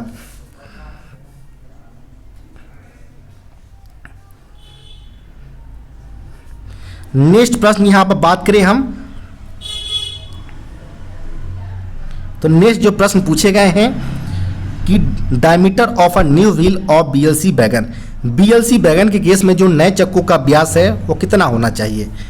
तो BLC बैगन की अगर बात करें हम, तो नए चक्कों का व्यास 840 mm, और जब यह रिड्यूस होकर 780 mm हो जाता है तो हम चक्के को कंटम कर देते हैं। तो यहाँ पर केवल नए चक्कों का व्यास पूछे गए थे, तो यहाँ पर 840 mm, ऑप्शन नंबर सी यहाँ पर सही उत्तर हो जाएगा। नेक्स्ट जो प्रश्न पूछे गए हैं, as per accident manual when accident alarm hooter is sounded one time for 19 second duration it is an indication of. यानी यहाँ पर बोला गया है कि जो एक्सीडेंट मैनुअल के अनुसार अगर जो हूटर वगैरह सायरन वगैरह जो बजा जाते हैं वो 90 सेकेंड के ड्यूरेशन तक लगातार बजाया जाता है, तो इसका क्या इंडिकेशन हो सकता है? तो इसका इंडिकेशन मेनली होता है कि जो ART या ERM भी हो, इसके कैंसलेशंस के लिए या 90 सेकेंड का हूटर कोच लॉन्ग तौर पर बजा जाते हैं। यहाँ पर ऑप्शन नंबर ए इसका सही उत्तर हो जाएगा। इसके अलावा इसमें और भी हूटर कोड के रिगार्डिंग प्रश्न पूछे जाते हैं। जैसे यहाँ पर बात करें कि 2-4 और यहाँ पर हम 3-5 से यहाँ पर डिनोट करें, अगर 2-4 हम होम स्टेशन के लिए लेंगे और 3-5 जो है हम आउट स्टेशन के लिए लेंगे। 2-4 में हम बात करें कि अगर 2 हूटर कोड 45 सेकेंड तक, ध्यान रखें 45 सेकेंड तक 5 सेकेंड के गैप पर अगर बजाए जाते हैं तो इसमें केवल हमें ART की रिक्वायरमेंट होम स्टेशन पर होगा। जब 4 हूटर अगर बजाए जाते हैं 45 सेकेंड के इंटरवल लगातार 5 सेकेंड की गैप के साथ, तो इसमें हमें होम स्टेशन पर ART और ARME दोनों की रिक्वायरमेंट होगा। जबकि आउट स्टेशन के लिए अगर सेम प्रोसेस है, 3 हूटर कोड अगर बजाए जाते हैं तो आउट स्टेशन पर ART और 5 हूटर कोड बजाए जाते हैं तो ART और ARME दोनों को रिक्वायरमेंट होंगे आउट स्टेशन पर। और इसके अलावा 90 सेकेंड तक अगर हूटर सायरन वन टाइम में बजाए जाते हैं तो इसका मतलब होता है कि यह कैंसलेशंस है ART और ARME के लिए। तो इस प्रकार आप समझ पा रहे होंगे कि क्या इसका हूटर कोड का क्या सिंबल्स होते हैं। नेक्स्ट यहां पर प्रश्न की बात करें, नेक्स्ट प्रश्न पूछे गए हैं, B schedule of ICF coach are carried out at what frequency. यानी जो ICF कोच के अंतर्गत जो बी शेड्यूल है वो कितने अंतराल पर कंडक्ट करवाए जाते हैं वो यहाँ पर पूछे गए हैं। तो सिंपली अगर बात करें हम तो ICF कोच में A शेड्यूल्स होते हैं। A शेड्यूल जो होते हैं वो 1 मंथ प्लस माइनस 3 डेज के अंतराल पर किए जाते हैं। जबकि B शेड्यूल्स की अगर बात करें हम तो यह 3 मंथ्स प्लस माइनस 7 डेज के अंतराल पर किए जाते हैं। इसके अलावा ICF कोच का इंटरमीडिएट ओवरहॉलिंग किया जाता है जो कि 9 मंथ के अंतराल पर किए जाते हैं। इसके अलावा ICF कोच का पीरियोडिक ओवरहॉलिंग जो किया जाता है वह 18 मंथ्स के अंतराल पर किए जाते हैं। तो इसको आप ध्यान रखें। यहाँ पर केवल प्रश्न पूछे गए थे बी शेड्यूल के रिगार्डिंग ICF कोचेज का, तो यह 3 मंथ्स प्लस माइनस 7 डेज के अंतराल पर कंडक्ट करवाए जाएंगे। तो यहाँ पर जो सही उत्तर होगा वो ऑप्शन नंबर ए यहाँ पर सही उत्तर हो जाएगा। नेक्स्ट यहाँ पर प्रश्न है, in Indian railway A category item represent what percentage of total annual consumption value. यानी यहाँ पर बोला गया है कि भारतीय रेलवे के अनुसार ए कैटेगरी, बी कैटेगरी और सी कैटेगरी में आइटम्स को क्लासिफाई किए जाते हैं। यहाँ पर केवल ए कैटेगरी आइटम्स के लिए जो टोटल एनुअल कंजप्शन वैल्यू होगा वह क्या होगा। तो चूँकि हम बात करें कि क्वांटिटी के हिसाब से और एक है वैल्यू जो कंजप्शन वैल्यू है उसके हिसाब से लेंगे। तो ए कैटेगरी का जो क्वांटिटी होता है वो 10% होता है और इसका जो वैल्यू होता है वो 70% होता है। जबकि बी कैटेगरी की अगर बात करें आइटम्स का तो इसके लिए जो क्वांटिटी और वैल्यू दोनों सेम रहता है। जबकि सी कैटेगरी के आइटम्स का जो क्वांटिटी होता है वो 70% होता है, लेकिन इसका जो कॉस्ट वैल्यू होता है वो ओनली 10% होता है। यानी एक दूसरे से दोनों रिवर्स होते हैं।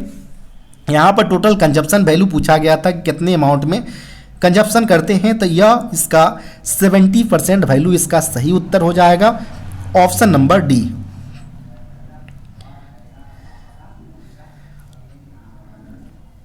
नेक्स्ट प्रश्न यहाँ पर है, इन VED analysis V stands for. चूँकि हम जानते हैं कि इन्वेंट्री कंट्रोल के अंतर्गत जो सूची नियंत्रण करते हैं इनका मेन कॉजेज होता है कि जो फाइनेंशियल परफॉर्मेंस को इंक्रीज इम्प्रूव किया जाए। इसके अंतर्गत हम अलग अलग प्रकार का एनालिसिस का मदद लेते हैं। इसमें पहला हमारा ABC है, यानी ऑलवेज बेटर कंट्रोल। सेकेंड होता है VED यानी विटल इसेंशियल डिजायरेबल, थर्ड होता है FSN यानी fast slow non moving items. तो इसमें जो पूछे गए हैं वह VED एनालिसिस के रिगार्डिंग पूछे गए हैं, जिसमें जो हमारा V टर्म्स का यहाँ पर सिंपल पूछा गया क्या मतलब होता है। तो यहाँ पर V का मतलब होता है विटल, E होता है इसेंशियल और D से डिजायरेबल होते हैं। तो यहाँ पर जो सही उत्तर होगा ऑप्शन नंबर C, यहाँ पर विटल इसका सही उत्तर हो जाएगा। नेक्स्ट प्रश्न यहाँ पर बात करें हम, पूछे गए हैं building work is performed in a tank wagon only when it is, यानी यहाँ पर बोला है कि वैगन जो टैंक वैगन होते हैं भारतीय रेलवे के अंतर्गत, इनके ऊपर जो बिल्डिंग वर्क होना चाहिए कब होना चाहिए। तो यह केवल और केवल जो बिल्डिंग वर्क होगा आफ्टर स्टीम क्लीनिंग, जब भी हमारा BTPN वैगन बिल्डिंग वर्क के लिए जाए तो यह इंश्योर करना चाहिए कि इसका स्टीम क्लीनिंग कंप्लीट हो चुका है या नहीं हुआ है। तो यहाँ पर जो सही उत्तर होगा ऑप्शन नंबर B इसका सही उत्तर होगा। नेक्स्ट यहाँ पर प्रश्न है flat tyre limit for a wagon, मालगाड़ियों के लिए जो फ्लैट टायर के लिमिटेशन होता है वो कितना होता है। तो सिंपली जो हम बात करें अगर कि वैगन के केस में फ्लैट टायर की लिमिट 60 mm और कोच के केस में यह 50 mm होता है। तो इसको आप ध्यान रखिए, प्रश्न में वैगन के रिगार्डिंग पूछा गया था 60 mm, ऑप्शन नंबर A यहाँ पर सही उत्तर हो जाएगा। नेक्स्ट यहाँ पर प्रश्न है in LHB coach dash of these pressure drops when FIBA get operated, यानी यहाँ पर बोला गया कि LHB कोच के अंतर्गत किस प्रकार के प्रेशर ड्रॉप होने से हमारा जो failure indication break application device जो फीबा होता है वो हमारा ऑपरेट हो जाता है। तो यहाँ पर ध्यान रखिए कि एक तरफ हम यहाँ पर एयर स्प्रिंग का बेल्लो हमारा होता है, बेल्लो से यहाँ पर हमारा एक देखेंगे ये हमारा फीबा यूनिट है, फीबा यूनिट्स के बगल में हमारा इंडिकेटर लगा हुआ है फीबा का, और एक अपोजिट में यहाँ पर इंडिकेटर लगा होता है।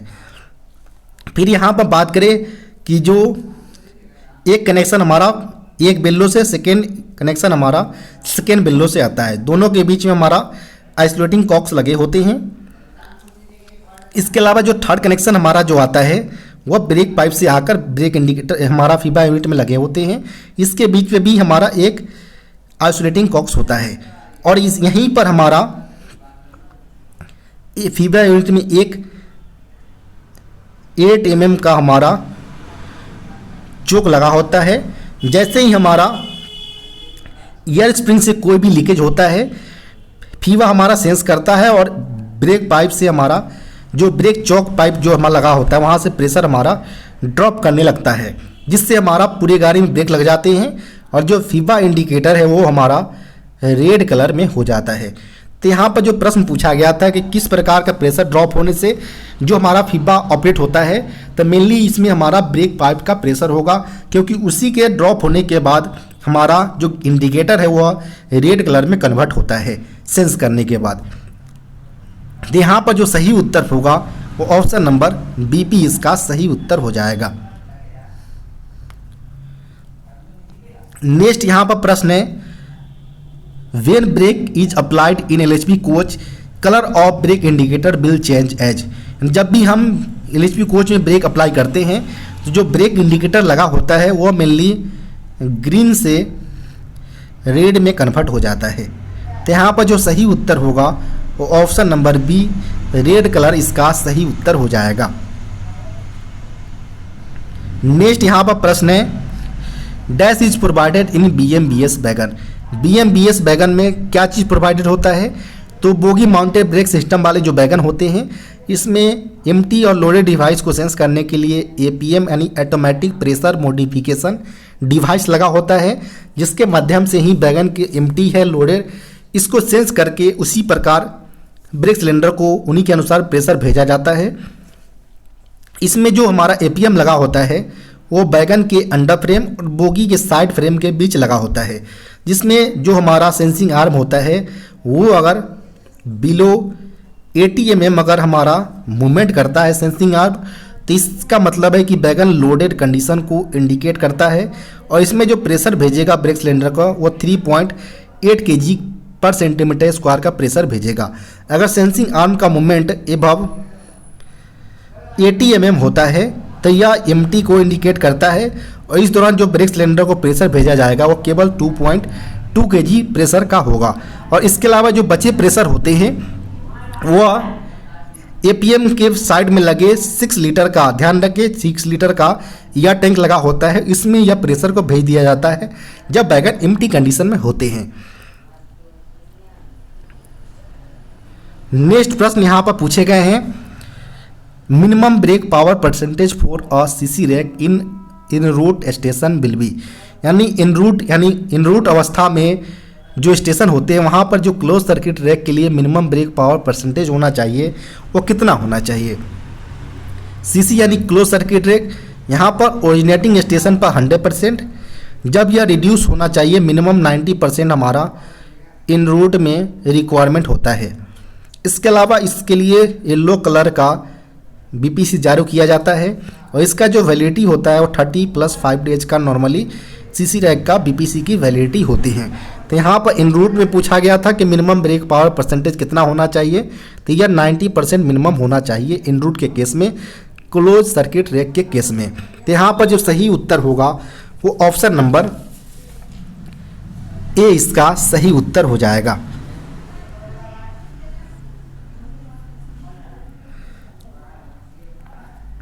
नेक्स्ट यहाँ पर प्रश्न है, dash is not an accident. ध्यान रखिए यहाँ पर निम्नलिखित में से कौन सा एक एक्सीडेंट नहीं है। तो डिरेलमेंट है, यह एक्सीडेंट मैनुअल के अनुसार क्लास डी में आता है या एक्सीडेंट मैनुअल एक्सीडेंट टाइप्स का पार्ट्स है। स्पैड जो है वह सिग्नल पासिंग एट डेंजर, यानी जब भी कोई डेंजर कंडीशन में अगर ट्रेन पास आउट करता है सिग्नल को तो इसको क्लास एच के अंतर्गत इसको रखा गया है एक्सीडेंट मैनुअल के अनुसार। जबकि फायर इन ट्रेन, ट्रेन में आग लगना या क्लास बी के पार्ट में रखा गया है। जबकि जो फोर्थ ऑप्शन है कि to pass the automatic red signal, यानी ऑटोमेटिक रेड सिग्नल अगर दे रखा हो तो उस केस में अगर पास करता है तो यह एक्सीडेंट का उसमें नहीं होता है। ध्यान रखें यहाँ पर ऑटोमेटिक दे रखा है वर्ड, तो इसको आप ध्यान रखिए, यह एक्सीडेंट के टाइप्स के अंतर्गत नहीं आता है। यहाँ पर ऑप्शन नंबर डी इसका सही उत्तर हो जाएगा। नेक्स्ट यहाँ पर प्रश्न है, spherical roller bearing is fitted in, यानी स्पेरिकल रोलर बियरिंग जो होते हैं वो कहाँ पर फिट होते हैं। तो सिंपली यहाँ पर बात करें कि double row self aligned spherical roller bearing जो होते हैं यह मेनली आईसीएफ कोच के अंतर्गत होते हैं। तो यहाँ पर जो सही उत्तर होगा वह ऑप्शन नंबर बी यहाँ पर इसका सही उत्तर हो जाएगा। आईसीएफ कोच के अंतर्गत double row self aligned spherical roller bearing उपलब्ध होते हैं। वहीं एलएचबी की अगर बात करें तो एलएचबी में सीटीआरबी होता है, cartridge taper roller bearing. Next यहाँ पर प्रश्न है, for coaching trains BPC is generated through, यानी कोचिंग ट्रेन के लिए जो ब्रेक पावर सर्टिफिकेट जो जनरेट किया जाता है वो किसके माध्यम से किए जाते हैं। तो सिंपली यहाँ पर वर्तमान में अगर बात करें तो क्रिस द्वारा डेवलप किया गया सीएमएम जो है कोच मेंटेनेंस मैनेजमेंट जो है सीएमएम, इनके द्वारा हम कोच का बीपीसी जारी किया जाता है। वहीं एफएमएम की बात करें अगर फ्रेट मेंटेनेंस मैनेजमेंट, यहाँ पर कोच मेंटेनेंस मैनेजमेंट हो जाएगा इसका फुल फॉर्म। इसके माध्यम से जो गुड्स का जो बीपीसी होता है वो एफएमएम के माध्यम से जारी किया जाता है। वहीं अगर बात करें एक वंदे भारत कोच जो है इनका जो बीपीसी जारी किया जाता है वह रेल केयर पोर्टल के माध्यम से किया जाता है। तो यहाँ पर आपसे डायरेक्ट प्रश्न भी पूछे जा सकते हैं कि वंदे भारत के लिए जो बीपीसी जारी किया जाता है वो किस प्रकार के पोर्टल से जारी किए जाते हैं। तो यह मेनली रेल केयर पोर्टल से जारी किया जाता है। अदरवाइज नॉर्मली जो कोच के केस में CMM और गुड्स के केस में FMM से BPC जारी किए जाते हैं। तो यहाँ पर जो सही उत्तर होगा फॉर कोचिंग ट्रेंड्स के लिए तो ऑप्शन नंबर बी CMM इसका सही उत्तर हो जाएगा। नेक्स्ट यहाँ पर प्रश्न है what is the full form of LHB। LHB का फुल फॉर्म होता है लिंक हॉफमैन बुश। यहाँ पर ऑप्शन नंबर बी इसका सही उत्तर हो जाएगा। नेक्स्ट यहाँ पर प्रश्न है 125 litres ER tank used for, यानी 125 लीटर के जो ऑक्सिलरी जरबायर टैंक्स होते हैं इसका प्रयोग ब्रेकिंग पर्पस के लिए किया जाता है। यहाँ पर ऑप्शन नंबर जो होगा वो ऑप्शन नंबर बी इसका सही उत्तर हो जाएगा। नेक्स्ट यहाँ पर प्रश्न है rule 3B of a railway servant conduct rule 1966 discuss about, यानी यहाँ पर बोला गया है कि जो रेलवे आचरण नियम कंडक्ट रूल जो 1966 के अंतर्गत लाया गया था इसके अंतर्गत जो रूल बी है रूल 3B वह क्या डिस्कस करता है। तो रूल 3B सिंपली जो गवर्नमेंट पॉलिसीज़ के जो ऑब्जर्वेंस होते हैं इनके बारे में यह डिस्कस करता है, यानी ऑब्जर्वेंस ऑफ गवर्नमेंट पॉलिसीज। तो यहाँ पर सरकार की नीतियों का पालन करना होता है, तो यह रूल 3B के अंतर्गत बताए गए हैं। इसके अलावा बात करें हम तो मेनली जो पूछा जा सकता है एग्जाम के अंतर्गत रूल 3A जिसके अंतर्गत प्रॉम्प्टनेस और कॉर्टसी के बारे में बताया गया है। इसके अलावा बात करें रूल 3C के अंतर्गत इसमें prohibitions of sexual harassment of working women के बारे में बताया गया है। जबकि रूल 4 के अंतर्गत employment of near relatives of railway employees in private companies या अंडरटेकिंग्स वगैरह हो तो यह इसके बारे में रूल 4 के अंतर्गत बताए गए हैं। इसके अलावा रूल 5 के अंतर्गत taking parts in politics and elections के बारे में बताए गए हैं। जबकि रूल 6 के अंतर्गत ज्वाइनिंग ऑफ एसोसिएशंस और यूनियंस के रिलेटेड बताए गए हैं। जबकि रूल 7 के अंतर्गत डिमोस्ट्रेशंस की रिगार्डिंग है। रूल 9 के अंतर्गत क्रिटिसिज्म ऑफ गवर्नमेंट और रूल 13 के अंतर्गत गिफ्ट्स और रूल 30A के अंतर्गत डाउरी सिस्टम के रिगार्डिंग बताए गए हैं। ये जितने भी बताए गए हैं यह बार बार एग्जाम के अंतर्गत रिपीटेड प्रश्न हैं पूछे जाते हैं, तो इसको आप 1 बाय 1 करके आप याद रखने का प्रयास करें। नेक्स्ट यहाँ पर प्रश्न है what is the limit of year gap between speed sensor and phonic bill. Speed sensor और फोनिक बिल के बीच जो ईयर गैप मौजूद होते हैं यह होता है 0.9 से लेकर 1.4 mm के रेंज में होते हैं। तो यहाँ पर जो सही उत्तर होगा वह ऑप्शन नंबर की बात करें तो ऑप्शन नंबर सी यहाँ पर सही उत्तर हो जाएगा।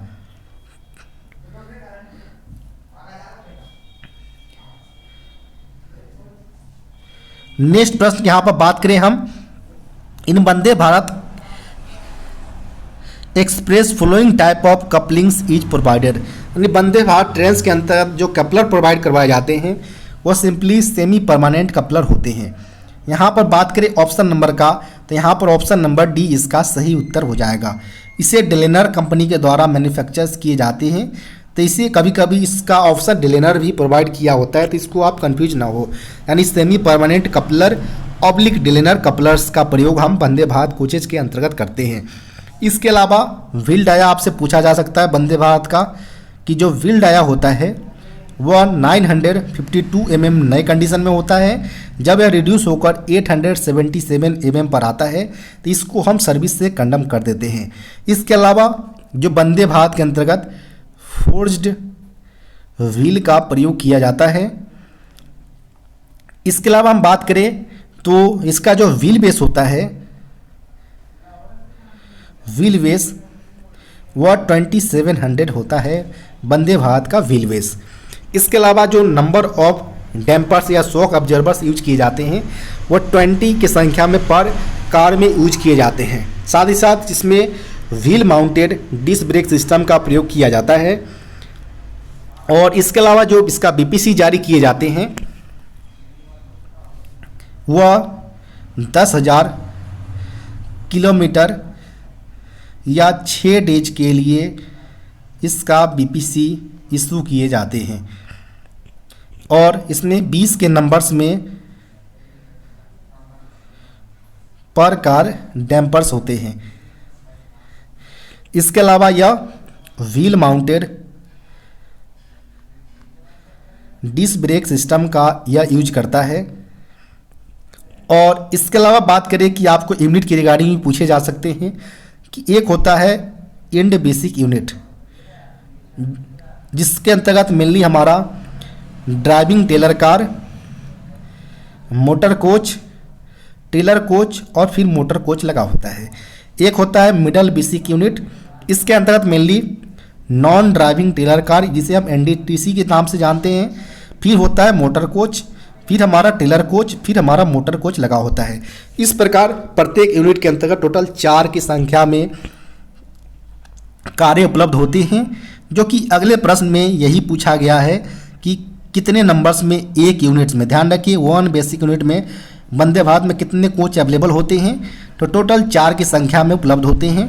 यहाँ पर ऑप्शन नंबर सी इसका सही उत्तर हो जाएगा।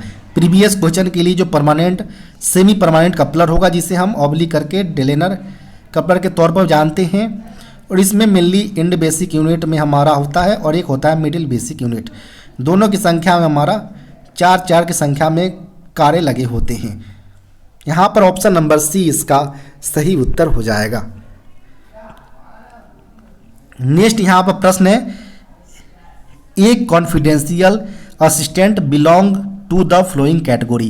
यानी यहाँ पर जो कॉन्फिडेंशियल जो असिस्टेंट होते हैं वो मेनली एक्सक्लूडेड कैटेगरी के अनुसार आते हैं एज पर HOER के अंतर्गत। तो यहाँ पर जो सही उत्तर होगा वो ऑप्शन नंबर बी इसका सही उत्तर हो जाएगा, एक्सक्लूडेड। नेक्स्ट यहाँ पर प्रश्न है, factory act was implemented in the year. यानी जो फैक्ट्री एक्ट लाया गया था वो कब लाया गया था, तो फैक्ट्री एक्ट मेनली जो इम्प्लीमेंट किए गए थे वह 1948 के अंतर्गत इम्प्लीमेंट किए गया था। जबकि अगर बात करें, अगर आपसे पूछा जाए कि इफेक्टेड फ्रॉम कब से प्रभाव में आया था, तो यह जो प्रभाव में आया था वह 1 अप्रैल 1949 से फैक्ट्री एक्ट प्रभाव में आया था। तो इम्प्लीमेंटेड 1948 में हुआ था, जबकि इफेक्टेड आया था 1 अप्रैल 1949 से। तो इसका आप ध्यान रखें, यहाँ पर इम्प्लीमेंटेड पूछा गया था 1948, ऑप्शन नंबर डी यहाँ पर सही उत्तर हो जाएगा। नेक्स्ट यहाँ पर प्रश्न पूछे गए हैं, वर्क्समैन कंपनसेशन एक्ट, जिसको बदलकर एम्प्लॉय कंपनसेशन एक्ट रख दिया गया है। इसमें पूछा गया कि इसको कब इम्प्लीमेंट किया गया था, तो इसका इम्प्लीमेंटेशन 1923 यानी 1923 में किया गया था। यहाँ पर ऑप्शन नंबर डी इसका सही उत्तर हो जाएगा। अगर आपसे पूछा जाए कि वर्क्समैन कंपनसेशन एक्ट कब से इफेक्ट में आया था, तो इफेक्ट में जो आया था वह 1 जुलाई 1924 में इसका इफेक्ट प्रभाव में आए थे, जबकि इम्प्लीमेंटेशन 1923 में ही कर दिया गया था। नेक्स्ट प्रश्न यहाँ पर है, child care leave is granted for the number of dash days. यानी जो CCL प्रोवाइड करवाया जाता है कर्मचारी को, वह कितने दिनों का प्रोवाइड करवाया जाता है, तो यह मेनली 730 डेज का प्रोवाइड करवाया जाता है, जिसमें कंडीशन है कि पहला 365 डेज के लिए कर्मचारी को 100% भुगतान किया जाता है और नेक्स्ट 365 डेज के लिए केवल 80% भुगतान किया जाता है। इसके लिए एक और कंडीशन है कि प्रत्येक वर्ष में 3 स्पेल से ज़्यादा आप नहीं ले सकते हैं और एक स्पेल्स में आप मिनिमम 5 डेज भी ले सकते हैं। यह चाइल्ड केयर लीव के रूल्स के अनुसार बताए गए हैं। और यह चाइल्ड केयर लीव जो है अप टू 80 ईयर्स तक के चाइल्ड तक आप ले सकते हैं और इसका limitation up to 0 to surviving children तक ही होता है, तो इसका भी आप ध्यान रखें। तो यहाँ पर पूछा गया था नंबर ऑफ टोटल डेज, तो 730 डेज इसका सही उत्तर हो जाएगा। ऑप्शन नंबर बी यहाँ पर सही उत्तर हो जाएंगे। नेक्स्ट जो प्रश्न पूछे गए हैं, ex India leave is granted to the employees. यानी एक्स इंडिया लीव जो प्रोवाइड करवाया जाता है, चाहे वो ग्रुप ए हो, बी हो सी हो, डी हो, सारे कर्मचारी के लिए एक्स इंडिया लीव प्रोवाइड करवाया जा सकता है। तो यहाँ पर ऑप्शन नंबर ए इसका सही उत्तर हो जाएगा फॉर ऑल एम्प्लॉयज। नेक्स्ट यहाँ पर प्रश्न है ऑन किलोमीटर बेसिस सब schedule first of LHB coach is done, यानी किलोमीटर बेसिस पर यहाँ पर पूछा गया है कि जो सब शेड्यूल फर्स्ट है वो कितने किलोमीटर के अंतराल पर कराए जाते हैं। तो सब शेड्यूल फर्स्ट की अगर बात किया जाए तो यह मेनली 1.5 ईयर्स या 6 लाख किलोमीटर जो भी पहले हो उस बेसिस पर कंडक्ट करवाए जाते हैं। तो यहाँ पर किलोमीटर के रिगार्डिंग पूछे गए थे, तो 6 lakh kilometre option number B यहाँ पर सही उत्तर हो जाएगा। नेक्स्ट यहाँ पर प्रश्न है codal life of LHB coach is, LHB coach का जो कोटल लाइफ होता है वह 35 ईयर्स होता है। यहाँ पर ऑप्शन नंबर सी इसका सही उत्तर हो जाएगा। वहीं ICF कोच की अगर बात करें तो यह 25 ईयर्स का इसका कोटल लाइफ होता है। नेक्स्ट प्रश्न यहाँ पर है the fire extinguisher used in AC LHB coach, AC LHB coach में जो फायर एक्सटिंग्विशर यूज किए जाते हैं वह DCP टाइप्स के होते हैं, यानी ड्राई केमिकल पाउडर टाइप्स का फायर एक्सटिंग्विशर्स यूज में लिए जाते हैं, जिसका प्रयोग हम जितने भी क्लासेस होते हैं फायर्स के, चाहे वो क्लास A हो, क्लास B हो, क्लास C हो या क्लास D टाइप्स के फायर्स हो, सारे को यह कैपेबल होते हैं बुझाने में। साथ ही साथ जो DCP टाइप्स के जो हमारा फायर एक्सटिंग्विशर्स वगैरह होते हैं इनका रिफिलिंग हम 1 ईयर्स के बेसिस पर करते हैं, तो इसका भी आप ध्यान रखिए। नेक्स्ट यहाँ पर प्रश्न है what is the purpose of anti skid system, anti skid system के बारे में पूछा जा रहा है, यानी यहाँ पर सिंपली डंप वाल्व के बारे में पूछा जा रहा है। तो यहाँ पर जो पर्पस होता है एंटी स्किड सिस्टम का कि जितने भी हमारे व्हील्स हो उनको स्किड होने से प्रोटेक्ट करने का काम यह करता है। साथ ही साथ जितने भी हमारे एक्सल, प्रत्येक एक्सल पर जो हमारा सेम स्पीड मेंटेन रहे, इसके लिए वह पूरा कार्यरत रहते हैं, मेंटेन रखते हैं। तो यहाँ पर जो सही उत्तर होगा वो ऑप्शन नंबर सी इसका सही उत्तर हो जाएगा, क्योंकि जो ब्रेक सिलेंडर के जो प्रेशर रेगुलेट करने का काम करते हैं वो डंप वाल्व के माध्यम से ही होता है। नेक्स्ट जो प्रश्न पूछे गए हैं what is the purpose of speed sensor, speed sensor का उद्देश्य पूछा गया, पर्पस पूछा गया है। तो इसका मेन पर्पस होता है कि जो हमारा प्रत्येक एक्सल पर जो रेवोल्यूशंस होते हैं, जितने भी चक्कर लगते हैं, इनको कंप्यूट करने का काम स्पीड सेंसर के माध्यम से होता है। और कंप्यूट करने के बाद वह सीधे सीधे माइक्रो प्रोसेसर को वह भेज देता है। तो यहाँ पर ऑप्शन नंबर ए इसका सही उत्तर हो जाएगा।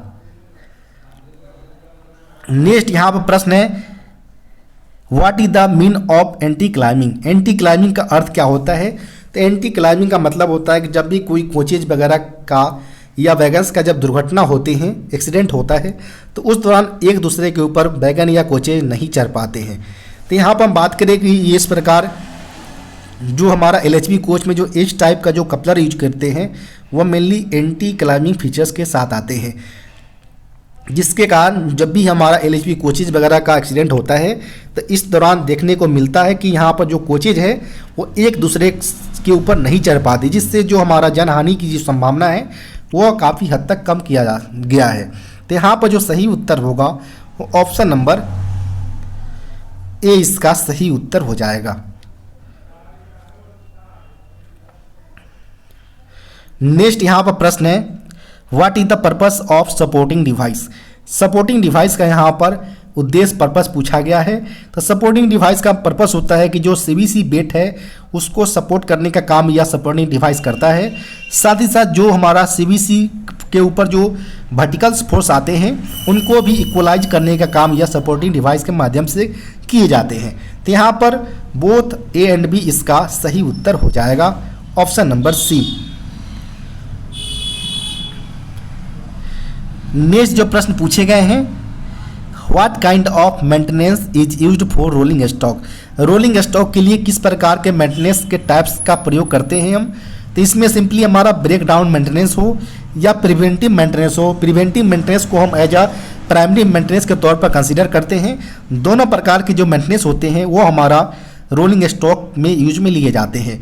तो यहाँ पर जो सही उत्तर होगा वो option number C, both A and B इसका सही उत्तर हो जाएगा। नेक्स्ट यहाँ पर प्रश्न है, checking of wheel profile gauge is done in, यानी जो व्हील प्रोफाइल गेज है वो इसकी चेकिंग जो कंडक्ट करवाए जाते हैं वो मेनली डिपो 1 शेड्यूल हो या डिपो 2 हो या डिपो 3 सैडल सीरियल्स में इसका कंडक्ट करवाए जाते हैं। तो यहाँ पर ऑप्शन नंबर सी इसका सही उत्तर हो जाएगा। नेक्स्ट यहाँ पर प्रश्न है, what is the full form of CRS in context to accident inquiry. Accident inquiry के संदर्भ में जो CRS का यूज किया जाता है टर्म का, वह टर्म है कमिश्नर ऑफ रेल सेफ्टी। जब भी कोचेज वगैरह का दुर्घटना होता है जिसमें ह्यूमन लॉसेस से रिलेटेड कोई इंक्वायरी होता है तो यह इंक्वायरी CRS के द्वारा यानी कमिश्नर ऑफ रेल सेफ्टी के द्वारा ही कंडक्ट करवाए जाते हैं। तो यहाँ पर जो सही उत्तर होगा वो option number C, commissioner of rail safety इसका सही उत्तर हो जाएगा। और यह जो CRS जो आते हैं हम mainly ministry of civil aviation के अंतर्गत आते हैं। नेक्स्ट प्रश्न यहाँ पर है, what is the full form of ARME। ARME का फुल फॉर्म होता है एक्सीडेंट रिलीफ मेडिकल इक्विपमेंट वाहन होता है। तो यहाँ पर जो सही उत्तर होगा वो ऑप्शन नंबर डी इसका सही उत्तर हो जाएगा। नेक्स्ट यहाँ पर प्रश्न है कि what type of coupler used in brake van match truck BBM, यानी जो ब्रेक बान मैच ट्रक जो BBM होते हैं इनमें जो कपलर यूज में लिए जाते हैं वह सिंपली CBC कपलर का यूज में लिया जाता है। तो यहाँ पर ऑप्शन नंबर बी इसका सही उत्तर हो जाएगा। नेक्स्ट प्रश्न यहाँ पर बात करें हम, the beach among the buffer gear assembly absorbing in the buffer impact, यानी यहाँ पर बोला गया है कि निम्नलिखित में से कौन सा बफर गियर असेंबली जो है वह बफर इम्पैक्ट को एब्जॉर्ब करने का काम करते हैं। तो सिंपली जो बफर के अंतर्गत जो बफर स्प्रिंग लगा होता है वह सिंपली जो हमारा बफर इम्पैक्ट है उसको एब्जॉर्ब करने का काम करते हैं। यहाँ पर ऑप्शन नंबर ए इसका सही उत्तर हो जाएगा। नेक्स्ट यहाँ पर प्रश्न है, what is an integrated portion of the axle, यानी एक्सल के इंटीग्रेटेड पोर्शन जो होते हैं वो सिंपली जर्नल होता है। यहाँ पर ऑप्शन नंबर सी इसका सही उत्तर हो जाएगा।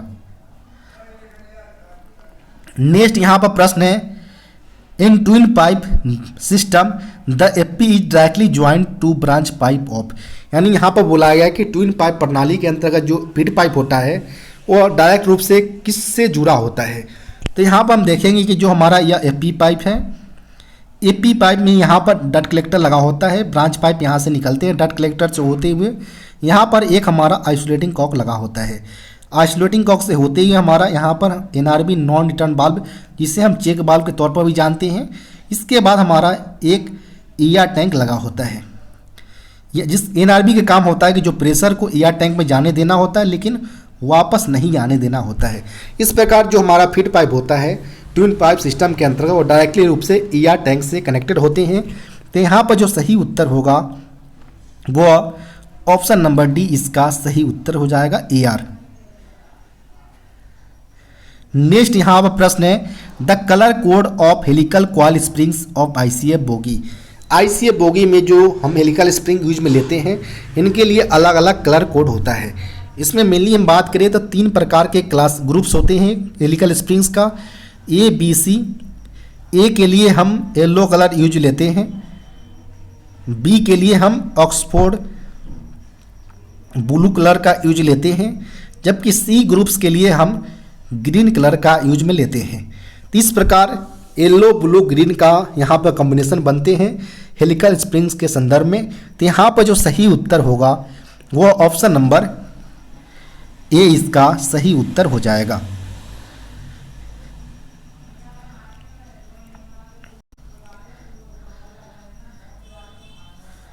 नेक्स्ट प्रश्न यहाँ पर बात करें हम, पूछे गए हैं what is the purpose of manipulator. Manipulator का अर्थ होता है for down hand welding.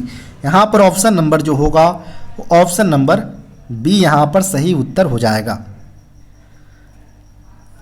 Next यहाँ पर प्रश्न है, what is the chairman of central Hindi committee, यानी केंद्रीय हिंदी कमेटी के जो चेयरमैन होते हैं वह प्रधानमंत्री यानी प्राइम मिनिस्टर होते हैं। तो यहाँ पर ऑप्शन नंबर डी यहाँ पर सही उत्तर हो जाएगा।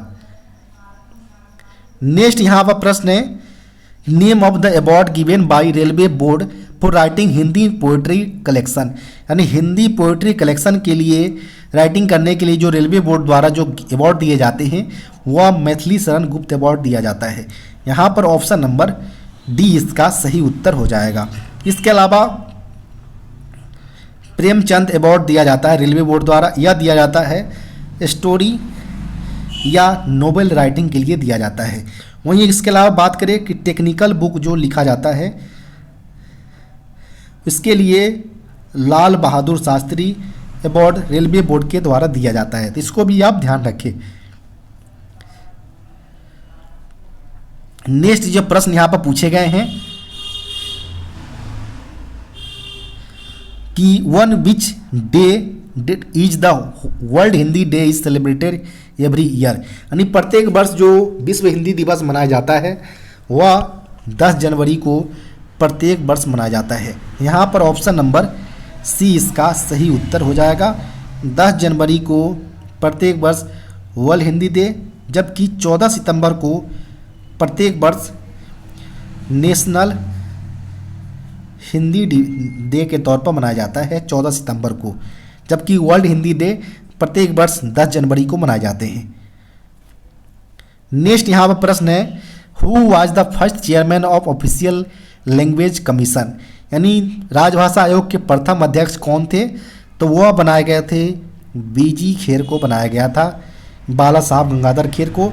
और प्रथम ऑफिशियल लैंग्वेज कमीशन का गठन 7 जून 1955 को किया गया था। यहाँ पर ऑप्शन नंबर ए इसका सही उत्तर हो जाएगा।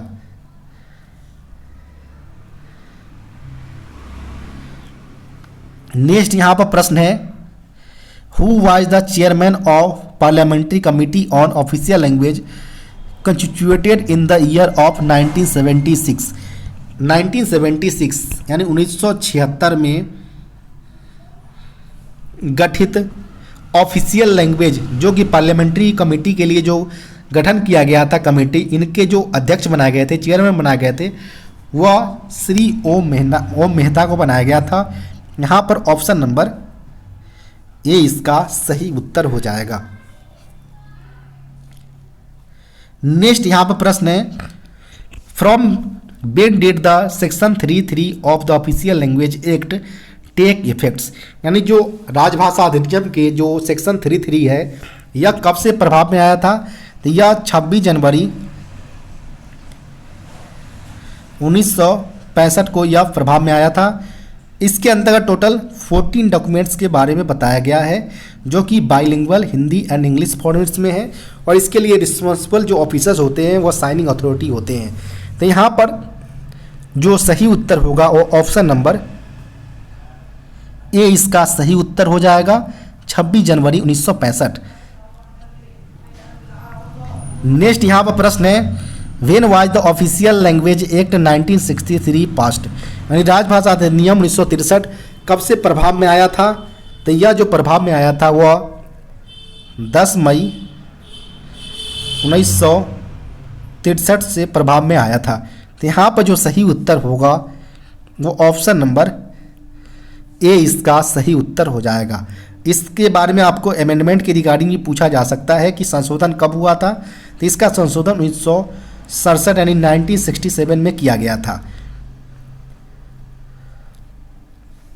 नेक्स्ट यहाँ पर प्रश्न है, what is the language of national Nagaland states, यानी नागालैंड स्टेट्स का जो राजभाषा है लैंग्वेज है वो क्या है? तो नागालैंड स्टेट्स का जो लैंग्वेज है वो इंग्लिश लैंग्वेज अंग्रेजी है। यहाँ पर ऑप्शन नंबर ए इसका सही उत्तर हो जाएगा। इसके अलावा अरुणाचल प्रदेश का भी जो ऑफिशियल लैंग्वेज है वह इंग्लिश ही है।